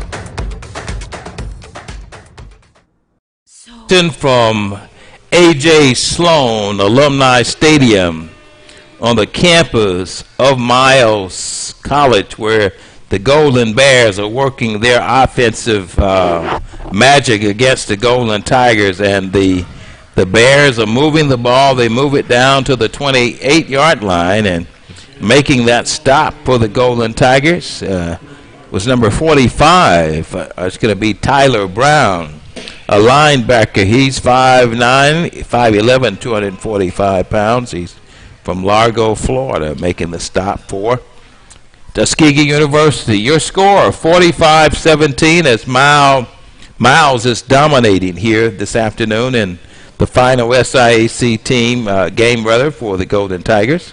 Yeah. And a couple of weeks, we travel down to Montgomery, Alabama, to take on the Hornets of Alabama State University under new leadership. Here's the play, and Newell calls his own number. He slides down to the 25-yard line.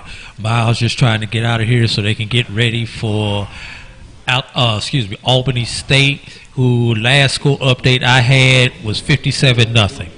And the Golden Tigers will get a chance to rest next weekend, take some time off, and kind of lick their wounds and kind of regroup and get ready. 2 weeks off. 2 weeks off, you're correct. Get ready for the Hornets of Alabama State, and First time we've been back in the Turkey Day Classic in a number of years. Looking forward to that. Here's a play. Newell gets nowhere. The give is to help me on those numbers, guys. It's looks like. Can you see it, Ken? Do you have any field glasses? See if you can see that. True on the field glasses. This is number 35 and 23 in the backfield. I think he gave it to number 23. Yeah, he gave it to Aaron Frazier. That is 23. Yeah, Frazier was the ball carrier. We're having difficulty seeing these numbers with the sun even with penetrating my field down. glasses, The numbers pretty much are contrast. It's purple jerseys and purple numbers, and Miles has no problem at all as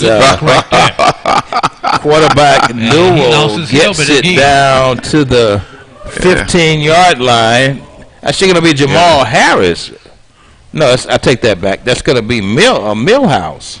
Millhouse was the quarterback for Miles. Yes, yeah, Millhouse was the quarterback in for Miles. Reginald Ruffin is putting his backups in now, giving everybody a little experience, getting ready for the Rams of Albany State. This will be outright claiming the West for Coach Reginald Ruffin, who spent a little time at Tuskegee on Willie Slater's staff. And there's another Golden Tiger out there that's been active today, Cedric Pearl, former head coach at Central State, has come on to take on the OC job here at Miles, replacing another Golden Tiger, Aaron James, whose Bethune-Cookman Wildcats got their first win today down in Daytona Beach. So Golden Tigers are everywhere. On the opposite side, or in the SWAC and in the SIAC, and great Golden Tigers are coaching all around. We didn't mention Harry Williams, who's over at, is he at Morehouse, right? Am I correct? Drew. Offensive coordinator. Offensive coordinator, I believe. Over at Morehouse, am I correct? Former wide receiver. Former wide receiver for the Golden Tigers and played for the New York Jets. Yes. And he's another offensive coordinator. So there's a lot of Tuskegee grads out there, and many more that we're not naming, who are coaching in the SWAC and the SIAC and other conferences, high school coaches. Cadre of Golden Tigers who have gone on to take on responsibilities. He's OC at Morehouse. So there's a lot of talent out there that once wore the crimson and gold, but in Birmingham today, it's 45-17 as the Tuskegee University Golden Tigers, who were dressed in their white jerseys and crimson pants, have been struggling against these guys in purple here in Fairfield, Alabama. The guys in purple, we're having trouble reading the numbers too. They haven't had trouble moving the ball. The Golden Bears been playing some good football. Their program has really came up, and it takes effort. It takes a group effort, and I like where Reginald Ruffin has built, as well. Yeah. He's built a stellar program here at Miles. He was the defensive coordinator for Coach Willie Slater at Tuskegee University. Took that step, and first head coaching job was here at Miles, and he's been very successful. Has a very great, very good coaching staff that over the years has had several former Golden Tigers who were on the staff here. Miles Robinson, a former Golden Tiger, coached here for a while. Aaron James, former Golden Tiger, who we just mentioned, was down at Bethune-Cookman, was on the staff here as well. Here's the play action as the Golden Bears pile it on. There's another Miles touchdown as number 16, Jacob Millhouse, connected to his receiver, and Miles picks up another touchdown. We have a 51-17 ball game from Fairfield, Alabama. They have officially tripled us up, fellas. Okay, officially. And Drew, Frank, I got to give it, that was great execution. That's that play action to the wide side of the field, and they had the guys drag across. They had one drag across on about 3 yards, one drag across about 10 yards, another one at the back of the end zone. Here's the PAT. It's up and it's good. 52-17 is your score from Fairfield, Alabama.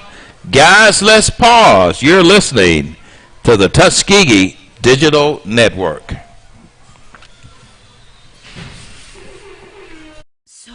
Shop Velvet Online Women's Boutique to spice up your closet with trendy, unique looks. We have fashionable and chic looks at very affordable prices. Velvet Boutique offers free shipping all year long on all orders. Shop online at www.melvetboutique.com. That's www.melvetboutique.com. Like us on Facebook and follow us on Instagram. Shop Velvet Online Women's Boutique. Charmin Ultra Soft has so much cushiony softness, it's hard for your family to remember they can use less. Sweet pillows of softness. This is soft. Holy Charmin. Oh, excuse me. Roll it back, everybody. Sorry. Charmin Ultra Soft is so cushiony soft, you'll want more. But it's so absorbent, you can use less. So it's always worth it. Now, what did we learn about using less? You gotta roll it back, everybody. We all go. Why not enjoy the go with Charmin? From A.J. Sloan Alumni Stadium, here's the kickoff. The Golden Bears kick it off to the Golden Tigers, and it will be picked up around the 5, the 10, the 15, the 20, brought down on the 10-yard line. Oh, we got a tussle going on right there. Now, what? That might be an ejection, fellas. It's going to be an ejection. And that was a great acting job for he did. He to acted bounce well. and roll after he got slammed to the ground. I'll tell you what. Who we giving that envy to? That's number... Jaquar Sessions, 6'1", 195-pounder. And he slammed down number 28, Amari Skinner. He's going to get an ejection. He's probably going to get ejected. Yeah, that's gonna be discipline. That's gonna be not good for the Golden Tigers. Yeah, he may be going to get on the bus a little early. Yeah, well, I think it's gonna be a lot of disenchantment. Personal foul. Yeah, it's gonna be personal foul. Did he get ejected? Were they gonna eject him from the game? I'm waiting on the signal. Yes, the thumb pointing back behind your head like you're out of here. That's an ejection signal. Yeah, he's ejected, and he rightfully should have been ejected. That was just uncalled for. I tell you, you got to control yourself. I know when you're 12, 52-17, it's heartbreaking, but you got to keep your composure. Yeah. And that can be a big factor when an important player gets ejected. Here's the quarterback. Malik gives it again. Looks like you got your wish. That looks like Goodlow, and you said it earlier, AD. We're backed up, though, Frank. Yeah. I want to see him in the middle of the field.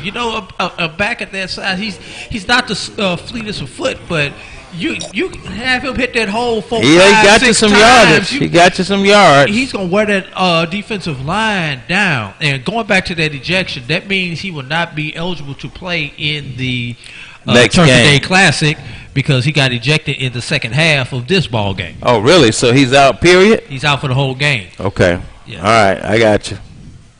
Here's a play. Here's a give again. Goodlow. Go ahead. Y'all wonder why I want to see more of that man. Yeah, I tell you.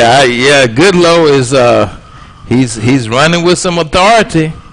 And you said it, AD. It's just the point that somebody else should have heard that. He's a mean runner. I mean, how many times have we seen him go for negative yards throughout the season? I mean, this is game 10. We've seen this man do this over and over again. At worst, he's going to get you back to the line of scrimmage. He did that. 1st and 10. Ball is on the 21-yard line. Here's Malik Davis. He throws it out of bounds. The closest man through was Anthony Mitchell, his tight end, but there's a flag that reappeared on the field. Hold against the defense. And that's going to be holding. Holding. Yeah. And let me go back to one other thing about Goodlow. He's probably one of the best blockers back there also to protect the quarterback, which is something that we've desperately needed throughout the season. It's extra Extra protection for the quarterback. Extra protection, yes, and he's been doing that since he's been here. You know, we seen him when he first came out there, and I like the way he moved. He for a big fella, he moves good. He kind of reminds you of Robert Newhouse going back. But it's a couple other big guys. What we call Ironhead. What was the Ironhead for the Saints? Ironhead kind of reminds me of Bus I gotta also. go back. Yeah. On Bettis. Here's a play. Here's Davis. He unwinds, has a man open. It's gonna be you gotta little it out, time, man. and he was almost there. A little bit overthrown. It was 6 points written all over that. It would have been academic, but it was a great execution. He's just getting in the ball game. This year, we're going to see big things from him, though. I love it. I mean, you know, now you got to see what you're working with and see what you can build for next year, and who's coming down that pipeline, Frank. I like that. Let me ask you this: of the 3 quarterbacks we've seen this year, it looks like it's got a stable. Malik Davis has probably the best arm talent. Here's a play. Davis unwinds. It's there. It's going to be off the fingertips. Those are good throws. The balls are being thrown well. I don't know if the sun is shining. I don't know what's happening, but there's something going on. It wasn't that great of a defensive play by Miles. It could have gotten caught up in a visual They got a flag on the field there. There's a flag on the field, but Davis got the ball there. Give him credit. Like I say, I think he has has. Talking about this. Go ahead, Drew. I think he has probably of the 3 quarterbacks, the Davis and then the 2 Williams kids. I think he has the best arm talent of the 3 kids. As far as accuracy is concerned, and being able to make the touch throw. Can you also say though, this is the most I've seen throw that deep. Yeah, it has. Yeah. So let's hope that we can have all this new talent, Goodlow and Davis and the rest of the cadre of the offense against the Hornets. We can end the season well if we see a lot of them. Here's Malik, turns it up. He calls his own number and easily picks up a first down. You know, we need that game against Alabama State so that we don't go 0 for the state of Alabama after having lost to Alabama A&M and losing to Miles. You know, we got to get one of the 3 that we play. Well, I tell you what, I'm hoping and praying that we'll have it together. We got a little time off and get ready for our SWAC opponents. We have a history of beating SWAC opponents in the past, and let's hope that we can see a few bright spots against the Hornets. Against Alabama State. Here goes Malik. He finds a man open this time, and they connect. The Golden Tigers pick up a first down. Montreville was on the catch for the Golden Tigers. He'll get another first down, and he'll get it down to the 38-yard line as Malik Davis threads the needle. Come on, we know we got to do it. Oh, we got an injury. We got Hodges. Steve Hodges obviously has a cramp, the senior wide receiver out of Park Crossing High School. He's looking forward, guys, to going home in a couple weeks against the Hornets in front of the hometown crowd in Montgomery, Alabama, in the Hornets' new stadium.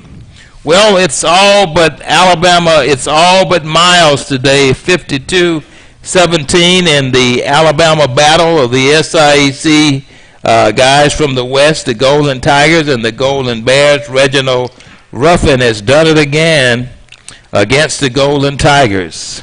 3 minutes and 28 seconds. It'll be written down in the history books as a Miles win, and the Golden Bears will have no problem at all clinching the West Division Championship. They got a little razzle-dazzle, little cut drills down at the end of the game. A little excitement, a little humor, a little enthusiasm. You gotta have some energy. Come fourth quarter, they got 3 minutes to go and they doing cut drills, Drew. I love it. Mm-hmm. Go ahead, Adrian. The Alabama State friends that I have back at Tuskegee are already starting. We haven't even finished this game yet, and y'all already starting. Come on, y'all. They're gonna be talking trash. You know, I'm gonna say this, and I've said it before this ball game. Golden Tigers, if they play mistake-free ball and eliminate penalties and play consistently, there's no doubt that we can be contenders. And if we go down to to Alabama State, and it'll be a brand new day. Let's hope so anyway. 1st and 10 for the Tigers. Ball is on the 38-yard line of the Golden Bears. Here's Malik. Throw it up again. He has a man open. It's caught inside of the 4-yard line. And I think we're going to have a penalty against Miles. It looks like he might have been pushed, and Pritchett did a little hurdle there over an advertisement banner around looks like it's around the 6-yard line.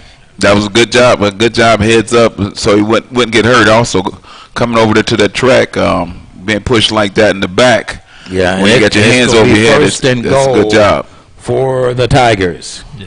Speaking of Alabama State, they have resumed in the third quarter, still up 20-10 over Prairie View. That would be an upset to say the least in the SWAC right there. Yeah, and Alabama State needs that win. 3:08 in the contest, 52-17 is your score. Here's Malik Davis, gives a Goodlow. Goodlow goes in. There's a flag down There's a flag on the field. But Goodlow, as you said, AD, give the ball to Goodlow. Goodlow, good things happen. Yes, yeah, late in the season, he's, doing what he needs to do. There's a fullback play, a fullback pass that I guess he saved it. We usually save that. I won't say anything more about it because we usually pull it out in the end of the season. Well, we pulled it out the last time in the end of the season. All right, Alabama State, get ready. I won't talk about it, but it was one of the trick plays in the repertoire. A guy named Thornton, fullback for the Golden Tigers, ran that play well from the fullback position. He was pretty good at fullback for the Golden Tigers, and Thornton, former Golden Tiger, had success with that play against the Hornets years ago, and now we're going to see Goodlow. And I like to see him take it in, guys. On inside the one, give it back to him. Give it back to Goodlow. Goodlow goes in. Bulldozes in. Touchdown, Golden Tigers. Way to go out your senior year. Good job on the senior year. Touchdown, and I'm glad. He's a good kid. We used to talk to him all the time, and Jacavion Goodlow, he's 5'9", 219-pounder. He's a senior from Lithia Springs High School in Lithia Springs, Georgia. Marches in for 6 and gets his Tigers up to 23. And is he going to go for 2? We'll see. Why not? I'll give it back to Goodlow again. Why not? Ain't nobody stopped him on this drive at least. No, we're gonna kick a PAT. Okay, well, Hodges is still out. Did they call a timeout? No, we got to delay. We got to delay a game, but that's still within his range. 2 minutes and 38 seconds in the ball game. Miles 52, Tuskegee 23, as Hussick is in to attempt the PAT. And here it is. Here's the point after attempt. It's up. He has no problem. What is it? Went wide right. It went with it. It got caught in the sun with me. I guess. Yeah, I guess it did go wide right. Yeah, it's no good. Yeah, PAT is no good. 238. 23, 52, 52, 23, whatever way you want to have it. The Golden Bears have clinched the West.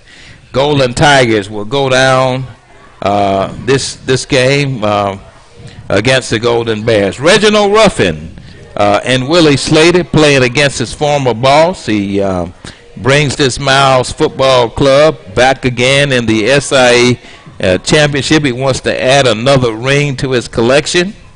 And he's going to face a strong Albany State football club from the East, guys. So who you got, fellas? Well, it's I'm going to stay out of that one. What about you, Ken? I'm going to stay out of that one. I'm going to stay out of that one. I'm going to lean towards the Rams. Yeah, I'm going to stay out of that one. I'm going to focus on the Turkey Day Classic and hope the week or two off for the Golden Tigers will give them time to re-energized to evaluate themselves, come up with some new offensive tricks. I like throwing to the tight end. I like Goodlow back as fullback, and I like Malik Davis at quarterback. So in the next 2 weeks, we'll get a chance to put all that chemistry together, mix it up, and come out with a good product on the field against the Hornets. What about that, guys? I love it. Onside. Onside. Caught him sleeping. Just could not get there in time. It was a good one. He slipped it, and I saw it. I was thinking it. I said, well, why not? Yeah. Why not practice it? And we've pulled it off a couple of times. And almost pulled it off then. It just couldn't get down and get it. Yeah. He's perfected it. Hussick has perfected that onside kick. It didn't work that time, but at least it kind of caught him sleeping. Yeah.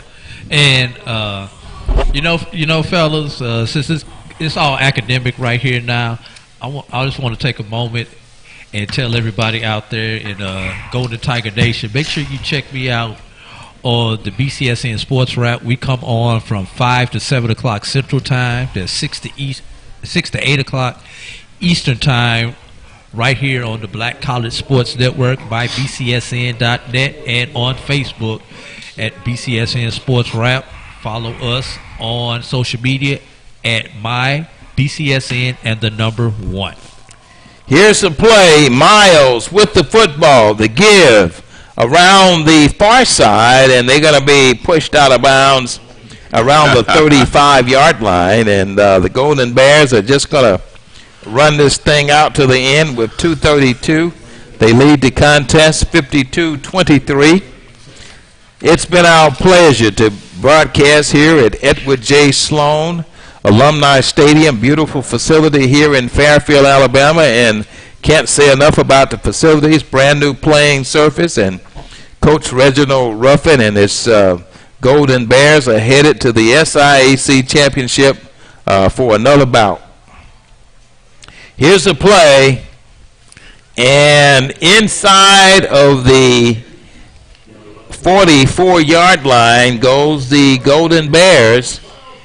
1:56 to go in the ball game, and they'll just take their time and let the clock expire.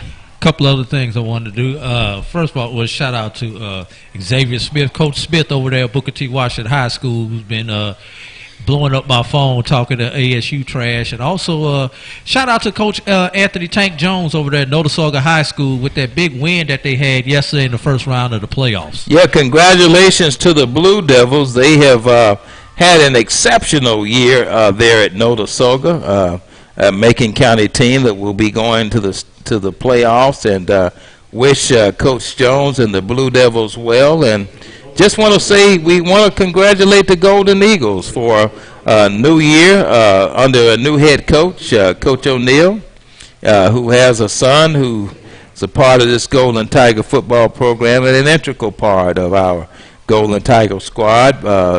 Booker T. Washington in their first year under Coach O'Neill, and the Golden Tigers will have one more game against the Hornets against Alabama State on Turkey Day. Also, 45 seconds. Go ahead, AD. I want to remind you, come out to Chappie James Arena this Friday and Saturday. Is the women will be opening up basketball this weekend at the James Arena. Yeah, outstanding. That's great. That's great. And I'm also want to say a shout out to Tank Jones over there at Notasulga. He's been a good guy. He's been working hard. He's been building that program very well, and I really appreciate him. And also Coach Neal over there at BTW. And great job on his son. They're playing tight end, but also doing work of a split end sometime out there. Great job of them coaches. Help you being a farm team for these young kids to get them in the right direction. I like their mentality and they grow from there. Reginald Ruffin gets the water bath here, as he has had so many times here against these Golden Tigers. Final score from A.J. Sloan Alumni Stadium on the campus of Miles College. Miles 52, Tuskegee 23. We'll be back in a few minutes to wrap this ball game up.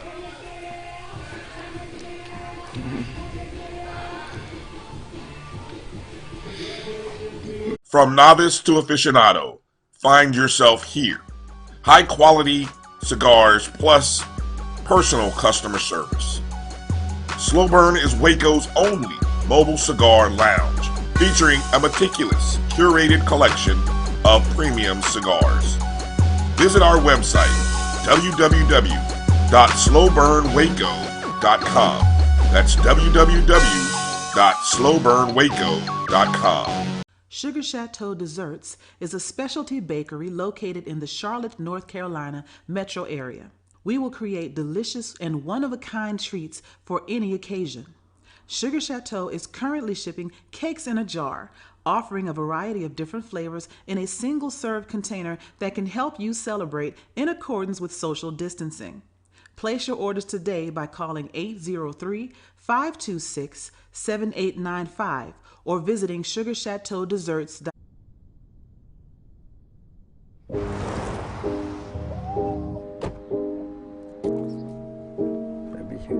So much.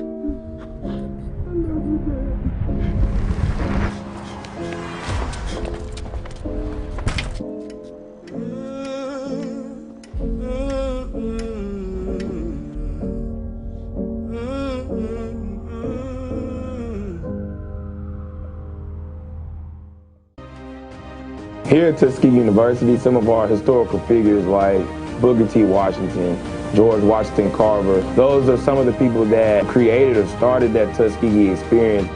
This place is so different. You have a support system, a real support system. We may ball and parlay, but the most important thing we do is graduate. And after we graduate, we accelerate in everything we do. Thank you guys for what you do for HBCU athletics. This is a fantastic avenue for all of us. This is our ESPN, so we love what you guys do. Brian, AD, Roy, all you guys at BCSN. We really appreciate what it is that you guys do for us.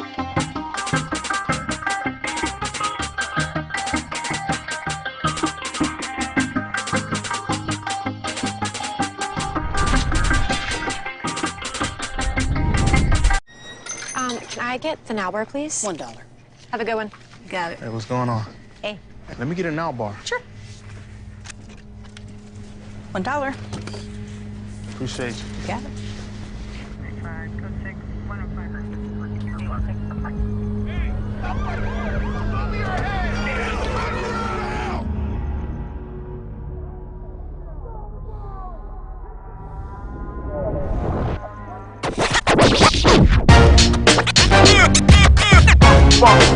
It's like a loop machine.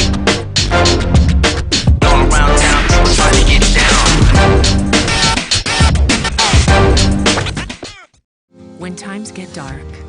A.J. Sloan Alumni Stadium on the campus of Miles College, where the Golden Tigers have fallen victim to the Miles College Golden Bears. 52-23 is your final. Miles will capture the SIAC West guys with no problem at all. They'll face, looks like, Albany State on next week, and it's been a good ride for Coach Reginald Ruffin's Golden Bears. A tough ride for the Golden Tigers, who have struggled throughout the 2021 season. This is the final SIAC game for the Golden Tigers, and they get a chance to take a couple weeks off and get ready, guys, for the Alabama State Hornets for that big Turkey Day Classic in Montgomery, Alabama. Ken Woodard, your final comments. My final comments is it was a good game to come out. We just got to get that 60 minutes of football in. But what's going on right now is I like the Miles College, the unity they have right here in the fourth quarter with about 5 minutes to go in the game. They started doing cutaways, letting them know that they had more energy, more will to play, more will to win. And now they just come out with a group prayer. And I like that with the Golden Tigers, where they come down and they give a prayer and keep balance and keep focus. And then once the game is over, there's no animosity. We've seen players getting into it, gonna get heated, but you move forward and work together as a unit. And it's out there, it's a competitive game. But we seen some good things by Tuskegee that's coming along to where we definitely got something to look forward to when we play Bama's Turkey Day Classic. And like I say, any given Saturday or in Turkey Day, any college day, especially in the SIAC, playing against the SWAC, it's going to be a very competitive time. It's going to be a good game, and you're going to see the best out of both guys on each side of the field. It's the one that's going to make the last play, not just your expectancy, but your consistency. And that's what we're looking for. Well, this game, guys, came out earlier, AD, before we got started, less than 30 seconds in the first minute of this ball game. Golden Tigers struck first with the first play of the game. Then Miles came back and struck, and we had a 7-7 ball game. It looks like it was going to be pretty competitive. And, we have talked about the third and the fourth quarter play of the Golden Tigers, but Miles, Coach Reginald Ruffin's Golden Bears, shined even brighter in the third or fourth quarter, and they ended up being the victors this game with a big win, AD, over the Golden Tigers, 52-23. Your final comments? I'm just going to go over a few of the stats from the game. Excuse me. Miles outgained Tuskegee on the ground 222-129. Outgained them in the air 238-117. Miles ran 66 plays for 460 yards. Tuskegee ran 50 plays for 246 yards. Tuskegee had 2 turnovers, 1 interception, and 1 fumble. Tuskegee 8 penalties for 71 yards. Miles 9 penalties for 75 yards. Time of possession, Miles had the ball 35 minutes and 12 seconds. Tuskegee 24 minutes, 48 seconds. Looking at some individual stats. Mr. Davis, Mr. Malik Davis was 6 for 16 for 117 yards, 37.5%, 1 touchdown, and a long of 28. Actually, fellas, do you know who our leading rusher was in this particular ball game, fellas? It was quarterback. Yes, it was Williams. Bryce Williams. He had 3 rushes for 61 yards. He had a long of 73. We know that was on that first play of the game when he ran that 73-yard touchdown. Bryant had 41 yards. Goodlow had 7 carries for 27 yards, 3.9 average. On the receiving side, Pritchett, 2 catches, 40 yards. Montreville, 2 catches for 36 yards. Looking quickly at Miles, Dewhouse, 13 of 20, 225 yards in the air, 1 interception. Leading the way on the ground for Miles, Edwards, 19 carries, 115 yards total. And receiving was Chris Brown, 2 catches for 94 yards, 2 touchdowns on the day. So those are your offensive stats. Defensively, you may have Mr. Brown, I got to pull up a roster right here. Tyler Brown led the way for Tuskegee. Here you go, Ken. Carl Matthews. 7 solos. Brown actually led them. 7 solos, 8 assists, total of 15 tackles for Mr. Tyler Brown. And your boy, Mr. Matthews, had 6 solos, 2 assists, 1 tackle for loss for his 8 tackles on the day. So that's a summary of all the major stats that we had in this particular game, fellas. Well, it's been an outstanding year in the SIAC play. This is the final game for the SIAC West.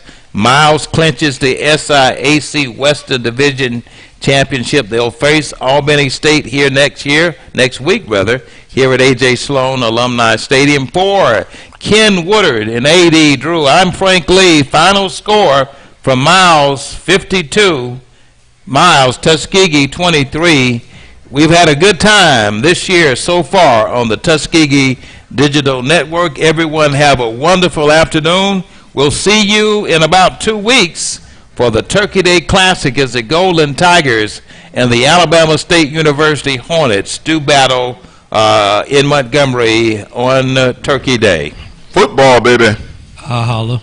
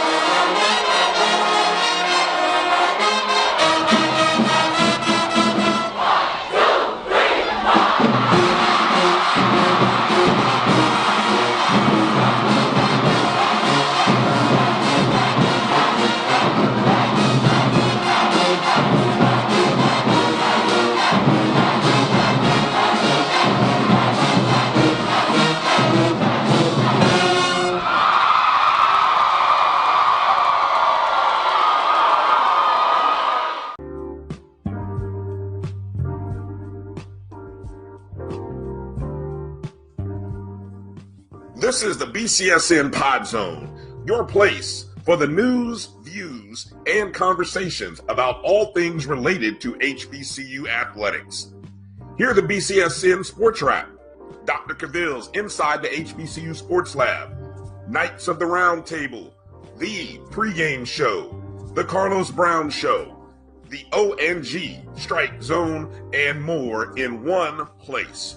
We are changing the way you consume HBCU sports, one broadcast at a time.